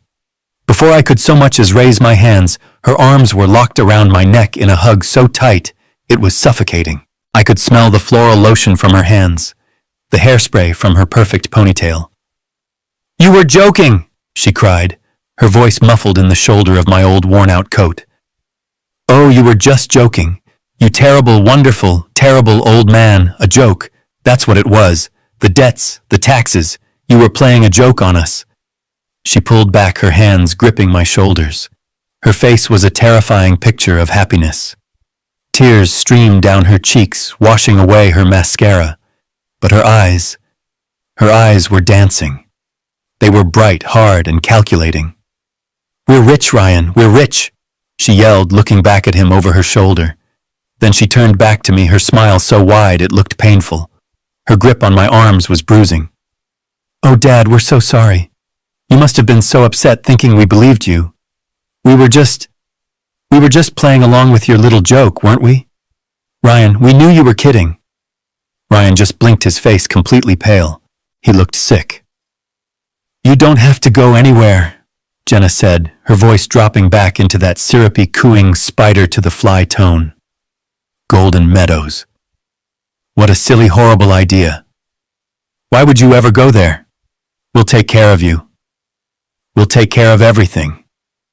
Right here we can. We can build an addition, a whole new wing on the house. We can knock out the kitchen wall. We'll build you your own apartment with its own kitchen and a new heater, a state-of-the-art heater. Whatever you want, Dad. Whatever your heart desires." She pulled me into another crushing hug. I just stood there, a 70-year-old man, in a cold house being held by a woman who 5 minutes ago had called me a leech. Her arms were locked around me. It wasn't a hug of love. It wasn't even a hug of relief. It was a hug of possession. It was the hug of a parasite that had just attached itself to a new, healthy, and very, very rich host. I looked over her shoulder at my son. He was watching his wife, and he wasn't celebrating. He was watching her, and he looked horrified. He was seeing her, maybe, just maybe, for the very first time. He was seeing the same monster I was. I let her hug me. I let her dig her fingers into the shoulders of my old coat. I let her shriek with that terrifying, giddy joy right next to my ear. "An apartment for you, Dad. A new car. We'll go on a cruise, whatever you want." My hands, which had been hanging limp at my sides, came up. I didn't push her. Not hard. I just placed my palms flat on her shoulders and unclamped her arms from my neck. I created space. I pushed her back just enough to see her face. Her laughter died in her throat. Her manic, tear-stained smile froze. The joy in her eyes flickered, instantly replaced by a sharp animal confusion. "Dad, what's wrong?" she stammered. I'm just happy. We're happy you were just joking." "Happy," I repeated. The word tasted like poison. "Is that what this is, Jenna, happiness?" I looked at her, and for the first time she saw the real me. Not the senile old man, not the burden, not the ghost. She saw the 70-year-old man who had seen through her. "Or is it just relief?" I asked. What are you talking about? $18 million, I said, my voice quiet, cutting right through her excitement. "It's a lot of money. It's a miracle, isn't it? But I have to ask." I paused just for a second, letting her panic build. "Is it enough?" "Enough?" she repeated, her voice suddenly small. "Enough for what? It's 18 million. Is it enough?" I said, "to pay off the $220,000. The words just hung there. If 18 million had sucked the air out of the room, 220,000 brought the frost. Jenna's face didn't just go pale. It went white. A waxy, bloodless, terrible white. She looked like a store mannequin. Ryan. Ryan made a sound. A small, gulping, choking sound like he'd been punched. His eyes, which had been locked on his wife with a look of dawning horror, flew to me. "Dad," he whispered. His voice was shaking. "What? What did you just say? 200? What?" I didn't look at my son, not yet. I kept my eyes locked on Jenna. "You heard me," I said. $220,000. That's a lot of online sports betting, Jenna. That's a lot of digital poker tables. Must be hard keeping that a secret. I, Jenna stammered. She took a step back, her hand flying to her mouth. She looked at Ryan, her eyes wide with a terror that had nothing to do with me. He's lying. He's confused. He's senile.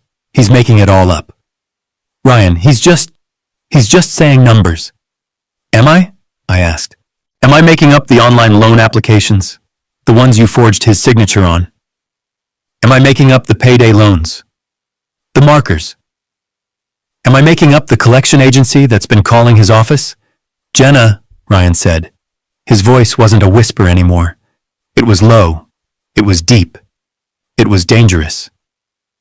Jenna, what is he talking about? He's lying! She shrieked, backing away from me toward the kitchen. He's an old bitter man, and he's trying to turn you against me. He's talking about the foreclosure, isn't he, Jenna? I said. That was the word. That was the kill shot. Ryan just crumbled. Foreclosure, he repeated. He stumbled forward away from the fireplace, his gaze unfocused. No, we're just late. That's what you said. You said we were 30 days late, that we could catch up. You said you just needed... She lied, son, I said. My voice was gentle now. I finally turned to him. His face was breaking apart. She didn't just get behind. She took out a second mortgage, 6 months ago, for $50,000. She forged your name, Ryan, and she lost it all, in one weekend. No, Ryan whispered, shaking his head. The auction is this Friday, son, I said. In 3 days, this house is gone. That's what the 30 days meant. That's why she was so desperate to get me declared incompetent. She wasn't just after my pension. She was hoping I had something, anything, to plug the hole before you found out she hadn't just bankrupted you. I paused. She had made you homeless. Ryan sank to his knees. He didn't yell. He didn't make a sound. He just dropped. He put his hands on his head, his fingers digging into his hair, and he just knelt on the cheap living room carpet, his body rocking back and forth. No, he whispered to the floor. No. Jenna, you didn't. You promised. You promised me you stopped. You promised. My mother's. The kids' college fund. Jenna was backed against the kitchen counter, her eyes darting between me and the broken man on the floor. The trap was closed. She was caught. And then she exploded. The panic, the lies, the terror, it all erupted into pure white-hot rage. So what? She screamed, her voice cracking. So what if I did? You didn't give me a choice, you and your useless father living here sucking us dry. I had to do something. I could have won it back. I was so close, I just needed more time. My God, Ryan whispered, looking up at the woman he'd married. It's his fault, she shrieked, and she pointed at me. Her finger was shaking. He did this. He came back with his debts, his lies, and he ruined everything. She was a cornered animal, spitting and clawing at the men who had trapped her. Ryan just stayed on the floor. He had finally seen it. The truth. The truth that I was the only one in the room who hadn't been lying to him. The truth that his wife hadn't just made a mistake. She had destroyed them. The fight drained out of her. The realization of what she had lost, of what she had almost had in her grasp, hit her. $18 million. She slid down the wall, her legs giving out, and she just sat on the floor, surrounded by her fake, perfect, foreclosed life. She put her head in her hands and began to cry. Not the angry sobs, not the hysterical shrieks. This was the quiet, hopeless sound of absolute final defeat. Ryan just stood there, his bloody hand at his side, staring at the woman on the floor. The war was over, and everyone had lost. I let the silence sit for a full minute. I let them sit in the ruins they had made. Then I cleared my throat. They both flinched. I think they had forgotten I was still there. Well, I said, now that we're all being honest. Jenna looked up, her face a mess of ruined makeup and tears. What do you want? She whispered. What I want, I said, is to go to a home where I'm not freezing to death. What I want is to not be called a leech by the woman who has been gambling away my son's future. What I want is to know why my son, would agree to throw his own father into a state-run home. Ryan finally moved. He turned to me and his face was just hollow. Dad, he whispered, she told me we had no choice. She told me if we didn't cut our expenses, starting with you, we'd lose everything.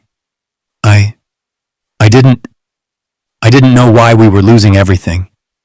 I didn't know about the second mortgage, I swear. You just thought it was easier to get rid of me.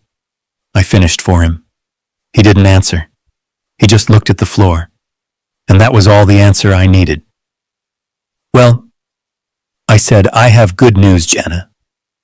She looked up, her eyes wide with a tiny pathetic spark of hope. Good news. Yes, you're right. You were absolutely right. I am a burden. Dad, no, Ryan whispered. Yes, I said. I am. A 70-year-old man, a widower living in your sunroom. I'm a problem. And you too. You have so many problems right now. The foreclosure, the gambling, the complete destruction of your marriage. The last thing you need is a senile old man hanging around. Jenna just stared, confused. What are you saying? I'm saying you're right, I said. It's time for me to go. I'm going to get out of your hair. I'm going to solve my own problem. I walked over to Ryan. He was still standing by the fireplace, a statue of shame. Ryan, I said. He flinched, but he looked at me. I came back from that funeral. I said, my voice quiet, and I was going to give you this house. I was going to pay off every single debt you had no questions asked. I was going to set you free. All I wanted was to feel like I was part of a family again. His face crumpled. Oh God, Dad, But you couldn't even wait, I said. You couldn't even pretend to be human. You were too busy planning my exile. Walter, Jenna said, scrambling to her feet. Wait. We can fix this. The 18 million, it fixes everything. It pays off the house. It pays off everything. We can be a family again, just like you wanted. She was smiling again. That bright, terrifying, greedy smile. She didn't see the problem. She just saw the money. She saw that the ATM had been restocked. That's the thing, Jenna, I said. It's not we. I reached into my pocket. My hand passed the thick envelope with the will. I pulled out my old flip phone. I held it up. It's my money. I saw Ryan's eyes focus on the phone. Dad, what does that mean? It means, I said, that I've been a busy old man. I made a phone call. I made a few. That farm, the one worth $4.5 million, I already sold it. You sold it, Jenna said, her voice faint. Yes, a consortium in Wyoming bought it. This morning. The money is gone. Gone, she shrieked. What do you mean gone? Did you gamble it? The irony of the question was so thick I could barely breathe. No, Jenna, I said. I'm not like you. I didn't lose it. I moved it. I moved it into an irrevocable trust, a trust that only I can touch, a trust that no son, no daughter-in-law, and no court-appointed guardian can ever get their hands on. Her face went blank. The smile, the hope, the greed, it all just switched off. So you see, I said, I'm all taken care of. I started walking toward the front door. Wait, Ryan yelled, running after me. Dad, wait, where are you going? You can't just leave. I turned at the door, my hand on the knob. I can, I said. You were right. I'm a burden, and I'm done being your burden. But the house, he said, his voice cracking with desperation. The foreclosure. In 3 days, Dad, please you. You have the money. You can stop it. You can save us. Jenna was right behind him, her face a mask of pleading. He's right, Walter. Please, we made a mistake, a horrible mistake, but you can fix it. You're the only one who can. I looked at them. My son, the coward. My daughter-in-law, the predator. Both of them finally united, begging me for money. I just smiled. It wasn't a nice smile. It was Hector's smile. Hard. Cold. Oh, I said. The house, I almost forgot. Dad, you don't have to worry about the foreclosure, son. It's all taken care of. A wave of pure, flooding relief washed over Ryan's face. He actually sagged against the doorframe. Oh God, Dad, thank you. I knew you wouldn't. Don't thank me, I said, cutting him off. I didn't do it for you. What? What do you mean? I pulled a new envelope out of my coat pocket. The one Harrison had overnighted to me at a P.O. box I'd set up. I said that the bank isn't going to foreclose on this house. Jenna let out a sob of relief. Thank you, Walter, thank you.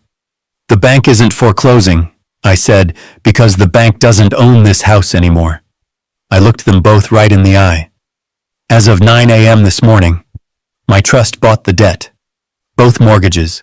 The first one and the secret fraudulent one you signed, Jenna. I let that sink in.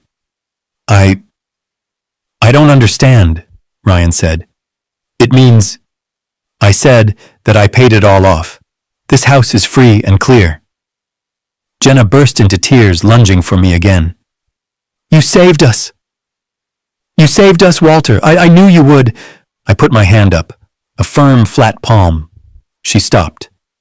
I'm not finished, I said. I own the debt. I own the note. And now, I own this house. I tossed the envelope onto the floor between them. It landed with a soft, final thump. That, I said, is a 30-day eviction notice. Dr. Smith was gone. I heard the front door click shut, a quiet little sound that was completely drowned out by Jenna's ragged, shrieking sobs. She was still backed against the counter, a wild animal, her face blotchy and wet, with tears of pure, unadulterated rage. And Ryan, my son. He was still on his knees in the middle of the living room floor, like a man who had just been told his entire life was a lie. Which I supposed it was. He was just rocking back and forth, whispering, "No, no, no," to the carpet. They were a storm, a hurricane of their own, making a whirlwind of debt and lies and betrayal. And I was the eye. I stood up from the armchair. The movement was small, but it was enough. The sound of my old joints creaking, or maybe just the shift in the room's gravity, made them both stop. Jenna's sobs hitched. Ryan's rocking paused. They both looked at me, their eyes red and ruined. You know, I said. My voice was calm. It was so calm it surprised even me. The funny thing is, the really truly funny part. I walked slowly from the armchair, stepping around my son, who was still kneeling on the floor. I walked toward the front window and looked out at the overgrown lawn. The funny part is, I came home from that funeral, and I was happy. Happy. Ryan's voice was a rough croak from the floor. Yes. Happy, I said, still looking out the window. Because I thought I thought I had the answer. I thought I had a miracle in my pocket. I knew you were struggling. I didn't know why not, really. I didn't know about this. I gestured vaguely around the room. But I knew you were in pain, and I thought I could fix it. I turned around to face them. The whole 10-hour drive back from Wyoming. You know what I was planning. I was planning to sit you both down right at that kitchen table. I was going to tell you about the money, and then I was going to tell you that I was giving you this house. Jenna's head snapped up. Her crying stopped. What, this house, I said. I was going to pay off the mortgage, whatever it was. I was going to sign the deed over to you and Ryan. A gift, no strings, all of it, and any other debts you had, the credit cards, the car payment. I was going to wipe it all clean. I was going to set you free. Jenna was getting to her feet. Her face was a mess of tear tracks and dawning desperate calculation. I didn't want the 18 million, I said. I just wanted a family. I just wanted a place to be. I thought I could buy my son back. I thought I could buy my way out of that cold sunroom. But you still can't. Jenna stammered. She stumbled forward, her hands outstretched. She was moving toward me, but her eyes were fixed on something I couldn't see. On the money. Bo, Dad, Walter, that's what we want. That's all we ever wanted, you. You can still do that. It's not too late. Ryan was looking at her, his expression unreadable.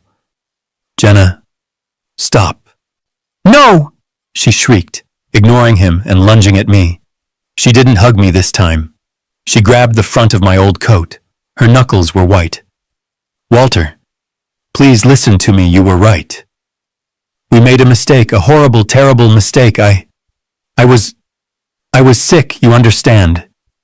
The gambling, it's a disease, I was sick. But you can fix it. You have the money, you can fix everything. You can pay off the house, you can save us. Please, Dad, please, we'll do anything. We'll build you the apartment. We'll wait on you hand and foot. We'll be the family you want. Just please, don't let them take the house. She was on her knees now, clinging to my coat, sobbing. It was the most pathetic, most disgusting performance I had ever seen. 5 minutes ago, I was a leech. 10 minutes ago, I was a senile old man. Now I was her savior. I looked down at her, at this desperate, broken woman clinging to my clothes. And then I looked at my son. He was finally standing up. He was just watching us. His face was empty. He had nothing left. Please, Walter. Jenna wept. Don't let the bank take the house. Don't let them win. I reached down and I took her wrists. I unclenched her fingers from my coat one by one. You're right, Jenna, I said. Her sobbing stopped. She looked up, her eyes wide with a final desperate spark of hope. I am, yes, I said, dropping her hands. You're right. The bank isn't going to take this house. Ryan let out a sound, a rush of air, relief. Oh God, Dad, I knew you. Don't thank me, Ryan, I said, cutting him off without looking at him. My eyes were still on Jenna. I didn't do it for you. I don't understand, Jenna whispered. The foreclosure, the auction on Friday. You don't have to worry about it, I said. It's all been taken care of. You paid it? Ryan asked, his voice trembling. You already paid it off? Yes, I said. I paid it all off, in full, this morning. The bank isn't foreclosing. Jenna let out a wild laugh of pure relief. Oh, thank you, God, thank you, Walter, The bank isn't foreclosing, I said, my voice cutting through her like a razor, because the bank doesn't own your debt anymore. Jenna's smile froze. What does that mean? Ryan asked. It means, I said, that I had my lawyer in Wyoming contact the bank. I had him find out exactly who held the note on this property. Both notes. The original one, and the secret fraudulent one you took out, Jenna. Jenna's face went white again. And then, I said, I had my lawyer buy that debt. All of it. The bank was happy to sell. They got their money. They're out of the picture. You bought it, Ryan whispered. So you own? Yes, I said. I own this house. I am your mortgage holder. I am your creditor. I am the man you owe $220,000 to. I reached into the inner pocket of my coat, the one where I'd kept my father's will. I pulled out a new crisp white envelope. I own the roof over your head, I said, and as the new owner, I have a few changes I'd like to make. I tossed the envelope onto the coffee table, the one where she'd left the Golden Meadows brochure. It landed with a soft, final thump. Jenna just stared at it. What is that? She whispered. That, I said, is a 30-day eviction notice. The white envelope landed on the coffee table with a soft, final sound. Jenna just stared at it. She didn't move. She didn't seem to be breathing. Eviction. Notice. Ryan whispered the words. He sounded like a stranger, like a man speaking a language he didn't understand. Dad, no, that's not funny. That's not a joke. It's not a joke, son, I said, my voice as flat and hard as a piece of slate. It's a legal document. My trust now holds the deed to this property free and clear. You are tenants, and you are in default. You haven't paid your mortgage, to me, so you have to leave. I'm giving you 30 days, which as I understand it is 27 more days than the bank was going to give you. I'd say that's generous. Jenna finally moved. She didn't get up.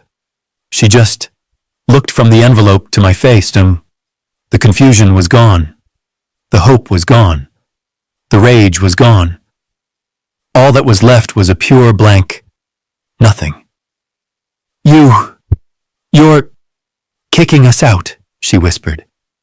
I am removing non-paying tenants from my property, I said. It's just business. Business. Ryan suddenly found his voice. It wasn't a whisper. It was a roar.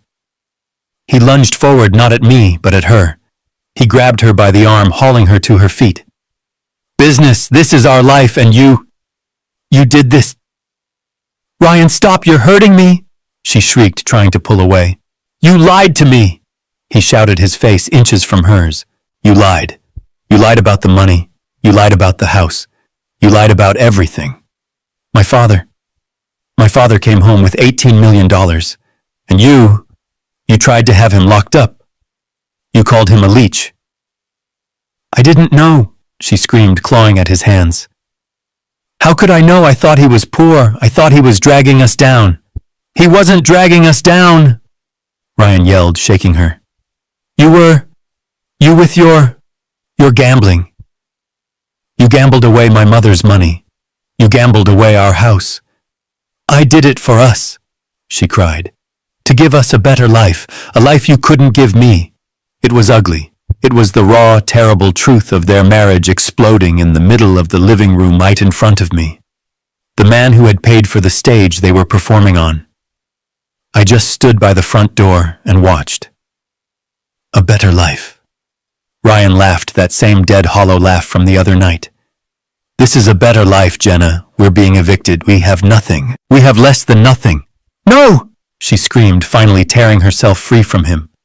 Her eyes, wild and panicked, found me again. She stumbled, fell to her knees, and crawled. She literally crawled across the carpet and grabbed the hem of my pants. Walter, she wept. Please, please don't. I'm begging you. Don't do this. He's right. I lied. I did it all. It was me. Punish me. Don't punish Ryan. Don't take his home. It was a good performance. A brilliant one, even. The self-sacrificing wife. The repentant addict. But I'd seen the real her. The one who had locked me in the sunroom. Punish you, I said, looking down at her. Jenna, I'm not punishing you. I'm just done. I pulled my pant leg free from her grasp. I came back from my father's funeral, I said, speaking to the room to both of them. I came back here, and my heart was full. I was grieving my wife, but I was hopeful. I was hopeful because I thought I had the answer. I had $18 million, and I was going to give it all to you. Ryan just stared at me, his face wet with tears. I was going to pay off this house, I said. I was going to pay off your credit cards. I was going to pay off every single penny you owed Jenna, no questions asked. I was going to wipe the slate clean, and then I was going to buy myself a small apartment and leave you two in peace. I looked at Ryan. All I wanted, son, was a family. I just wanted to be invited over for dinner on Sundays. I wanted to not be a burden. Dad, Ryan whispered. I'm so sorry. You didn't what? I said. You didn't know or you didn't care. You stood right there in that kitchen, and you listened to your wife plan my eviction. You heard her call me a leech, and you let her. You were going to sign the papers, Ryan.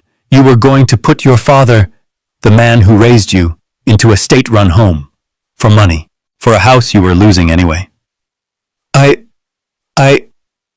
He had no words.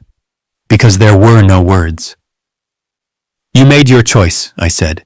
Both of you. When you thought I was poor and useless, you decided I was disposable.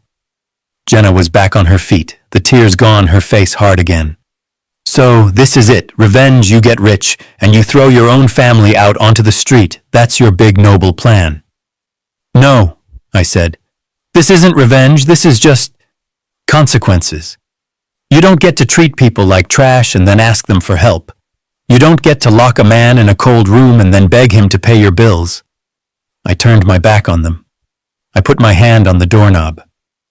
You see, Jenna, I said, looking over my shoulder. You were right about one thing.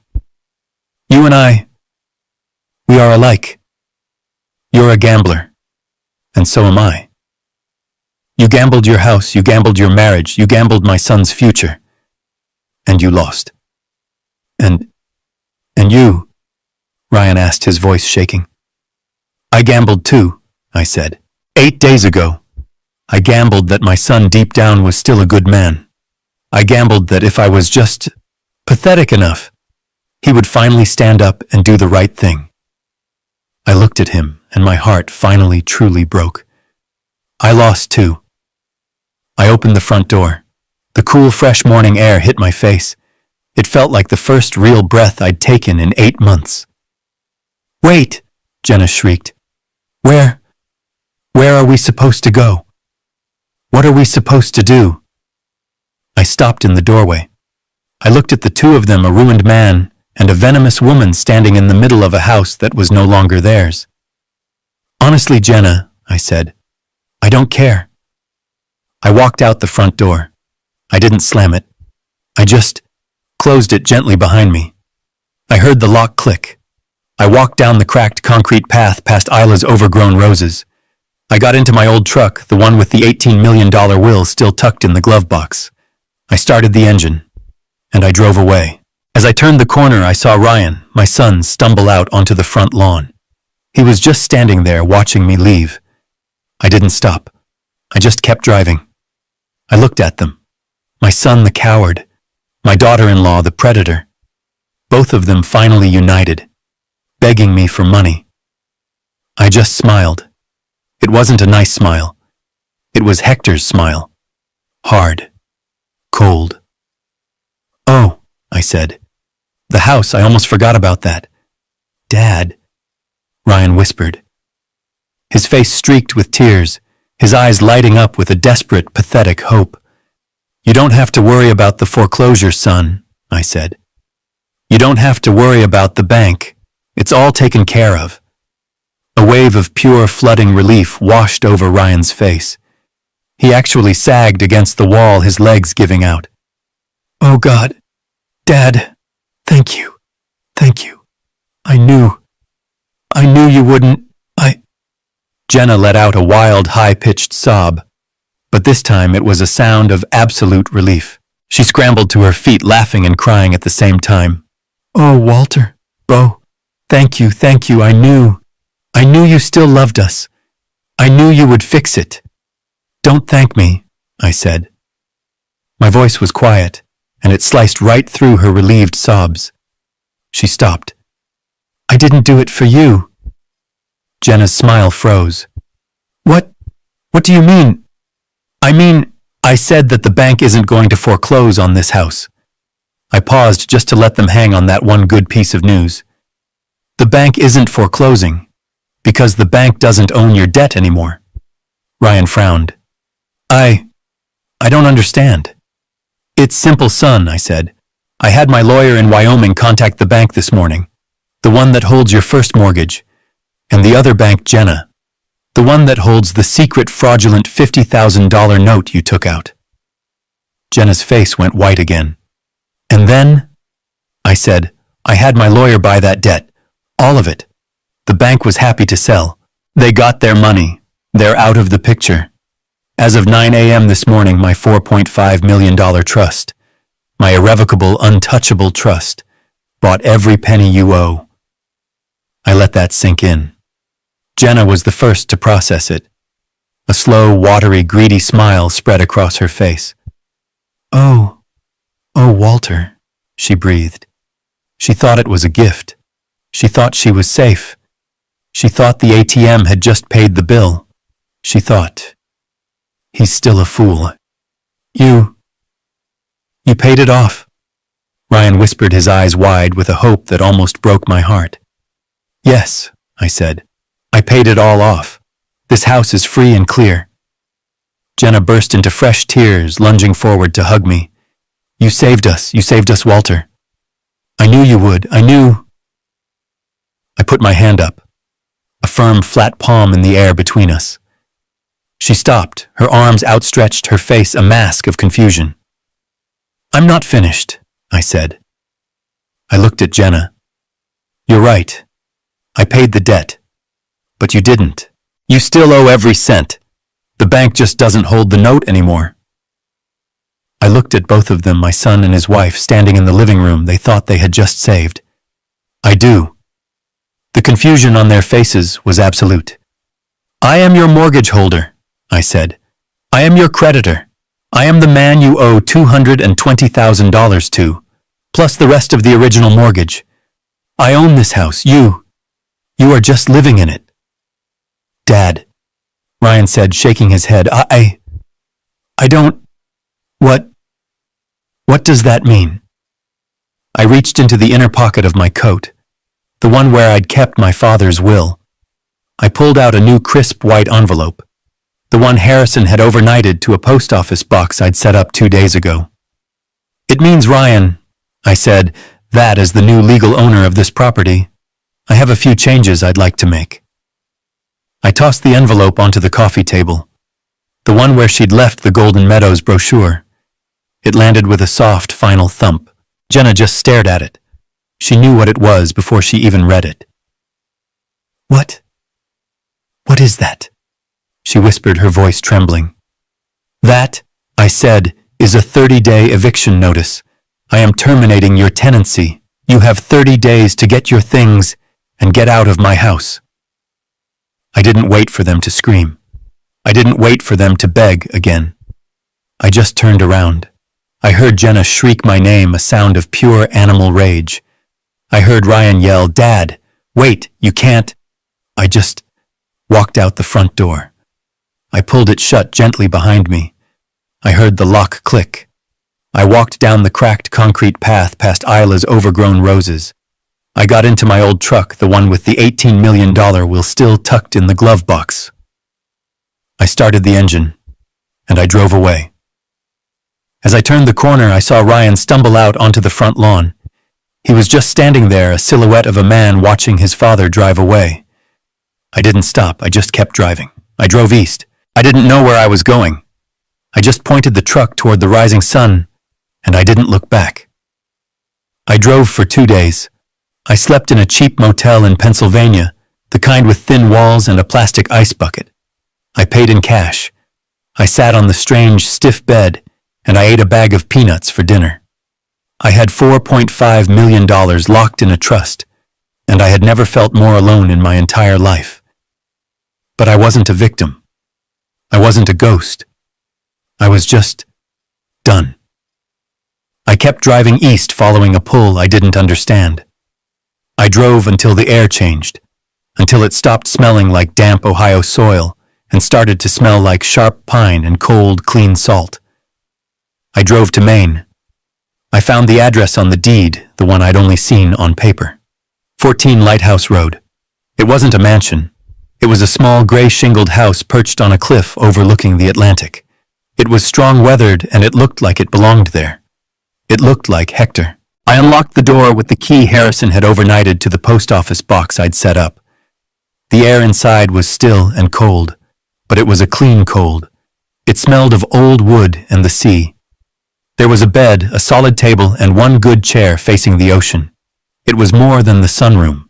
It was mine. I slept for 12 hours. When I woke up, I made coffee and sat on the small wind-blasted porch watching the lobster boats pull their traps.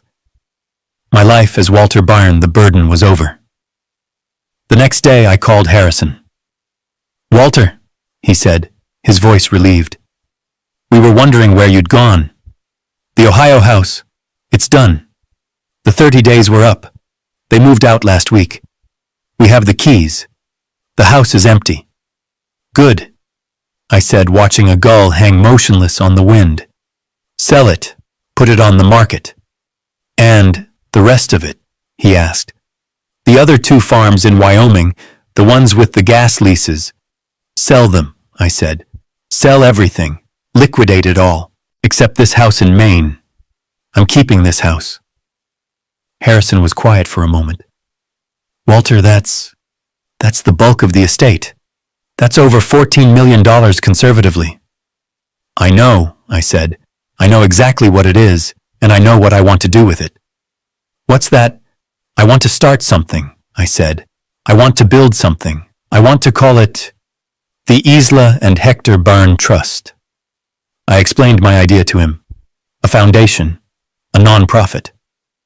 It wouldn't be a charity that just handed out checks. It would be a legal weapon. A fund dedicated to one thing, providing immediate aggressive legal aid and emergency housing for the elderly. For people who were being financially abused, neglected, or exploited by their own families. For every man like me freezing in a sunroom. For every woman being told she's forgetful, while her children drain her bank account. For the ghosts in the house, the ones who are told they're a burden just waiting for a crooked doctor to sign a paper. We would be their lawyers. We would be their shield. We would fight the Dr. Smiths of the world. We would stop the guardianships before they happened. We would use Hector's money to protect the vulnerable. Harrison was silent on the other end of the line. When he finally spoke, his voice was thick with an emotion I hadn't heard from him before. "My God, Walter. Hector. He would be so unbelievably proud of that." "I think so," I said, looking out at the endless gray water. "I think he finally is." I sat on that porch for a long time after the call. I finally understood my father. All my life I'd seen him as a hard, cold man who worked in the mines and kept to himself. A man who disapproved of me for being soft, for leaving Wyoming. But I knew another story. A secret I'd learned from another Taunton months ago, a man named Alfred Thorne. Alfred had been a passenger in my rideshare car back when I was still driving for pennies to survive. He had cried when he saw my face because I looked just like my father. He told me that 60 years ago, my father, Hector, a simple mechanic with no money, had found him in a bar, a young man about to lose his family business. And my father, my cold, hard father, had given that stranger his entire life savings. $30,000. An impossible sum. He'd saved Alfred's life and in doing so had secured the shares in Alfred's company. Another inheritance I never knew I had. My father didn't do it for a reward. He didn't do it for praise. He just did it. He saw someone vulnerable and he protected them. He had been quietly building his own fortune from the mines, But he lived like a pauper, and he used his strength not to bully, but to shield. That was his real legacy. Not the 18 million, the example. My son and his wife, they saw the money as a jackpot, a prize to be taken stolen and spent. My father saw his money as a tool, as a responsibility. Sitting there in his house breathing his air, I finally understood the man I had never known, and I knew exactly what I had to do with his gift. The foundation took 6 months to build. It was hard work. It was good work. Harrison moved to Maine to run it. He said he was tired of Wyoming wind and wanted to try the lobster. We've already helped 12 people. We've stopped 3 guardianships in court. We've moved 4 seniors out of abusive homes and into safe, clean apartments. We've become the people who answer the 3 a.m. call. My life is quiet now. It is good. The house in Ohio sold in a day. I never asked where Ryan and Jenna went. I didn't need to. My old flip phone rang yesterday. I almost didn't answer it. I didn't recognize the Ohio number. Hello? Dad? The voice was thin. I almost didn't recognize it. It was Ryan. Hello, son, I said. We just sat in that silence for a long, long time. I could hear the seabirds crying on my end. I could hear the sound of traffic and construction on his. I'm in a new place, he said finally. His voice was rough. A small apartment, over on the west side. It's not much, but it's clean. Okay, I said. And I got a job. At a construction site. Just labor. But it's work. It's honest. That's good, Ryan. Yeah, he said. And Jenna, she's in a program. A 90-day residential program for the gambling. That's good too. Yeah, he whispered. Yeah, I guess. We're separated. For good. I'm sorry to hear that, son. Don't be, he said. It had to happen. I'm going to meetings myself. For codependence, you know. That's a good path, Ryan. Another long, aching silence. I knew what was coming. The old me would have tensed waiting for the ask, the request for money. Dad, he said, and his voice cracked. I know I have no right. I know that. I'm not calling for money. I swear, I'm not. I'm paying my own rent. I know, I said. It's just, Thanksgiving is next month. And I mean, he took a shaky breath. I was just wondering, he finally whispered, if I could, maybe, come visit. Just for the day, I'll drive myself. I'll pay for my own gas. I don't want to be alone, Dad. I looked out the window. I watched the ocean, that big, gray, endless water. I thought about my father. I thought about Isla. I thought about the family I had and the one I'd lost. Healing. It's not a straight line. It's a long, hard road, and it has to start with the truth. He had told the truth. He was working. She was in rehab. He was getting help. He wasn't asking for money. It was a start. Bring a pumpkin pie, son, I said. Dad, really? He whispered. He sounded like he was crying. And don't get the cheap store-bought kind, I said, my voice rough. Your mother hated those.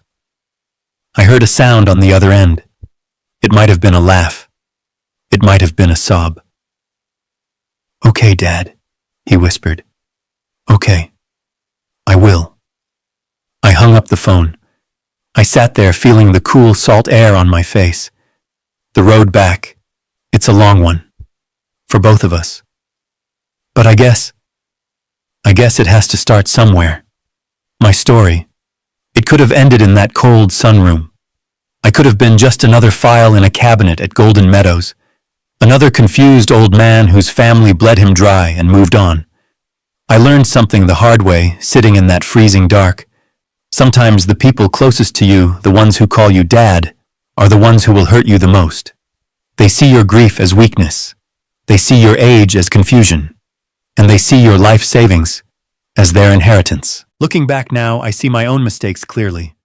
I stayed silent too long. I made excuses for cruelty because it came from family. Don't be like me.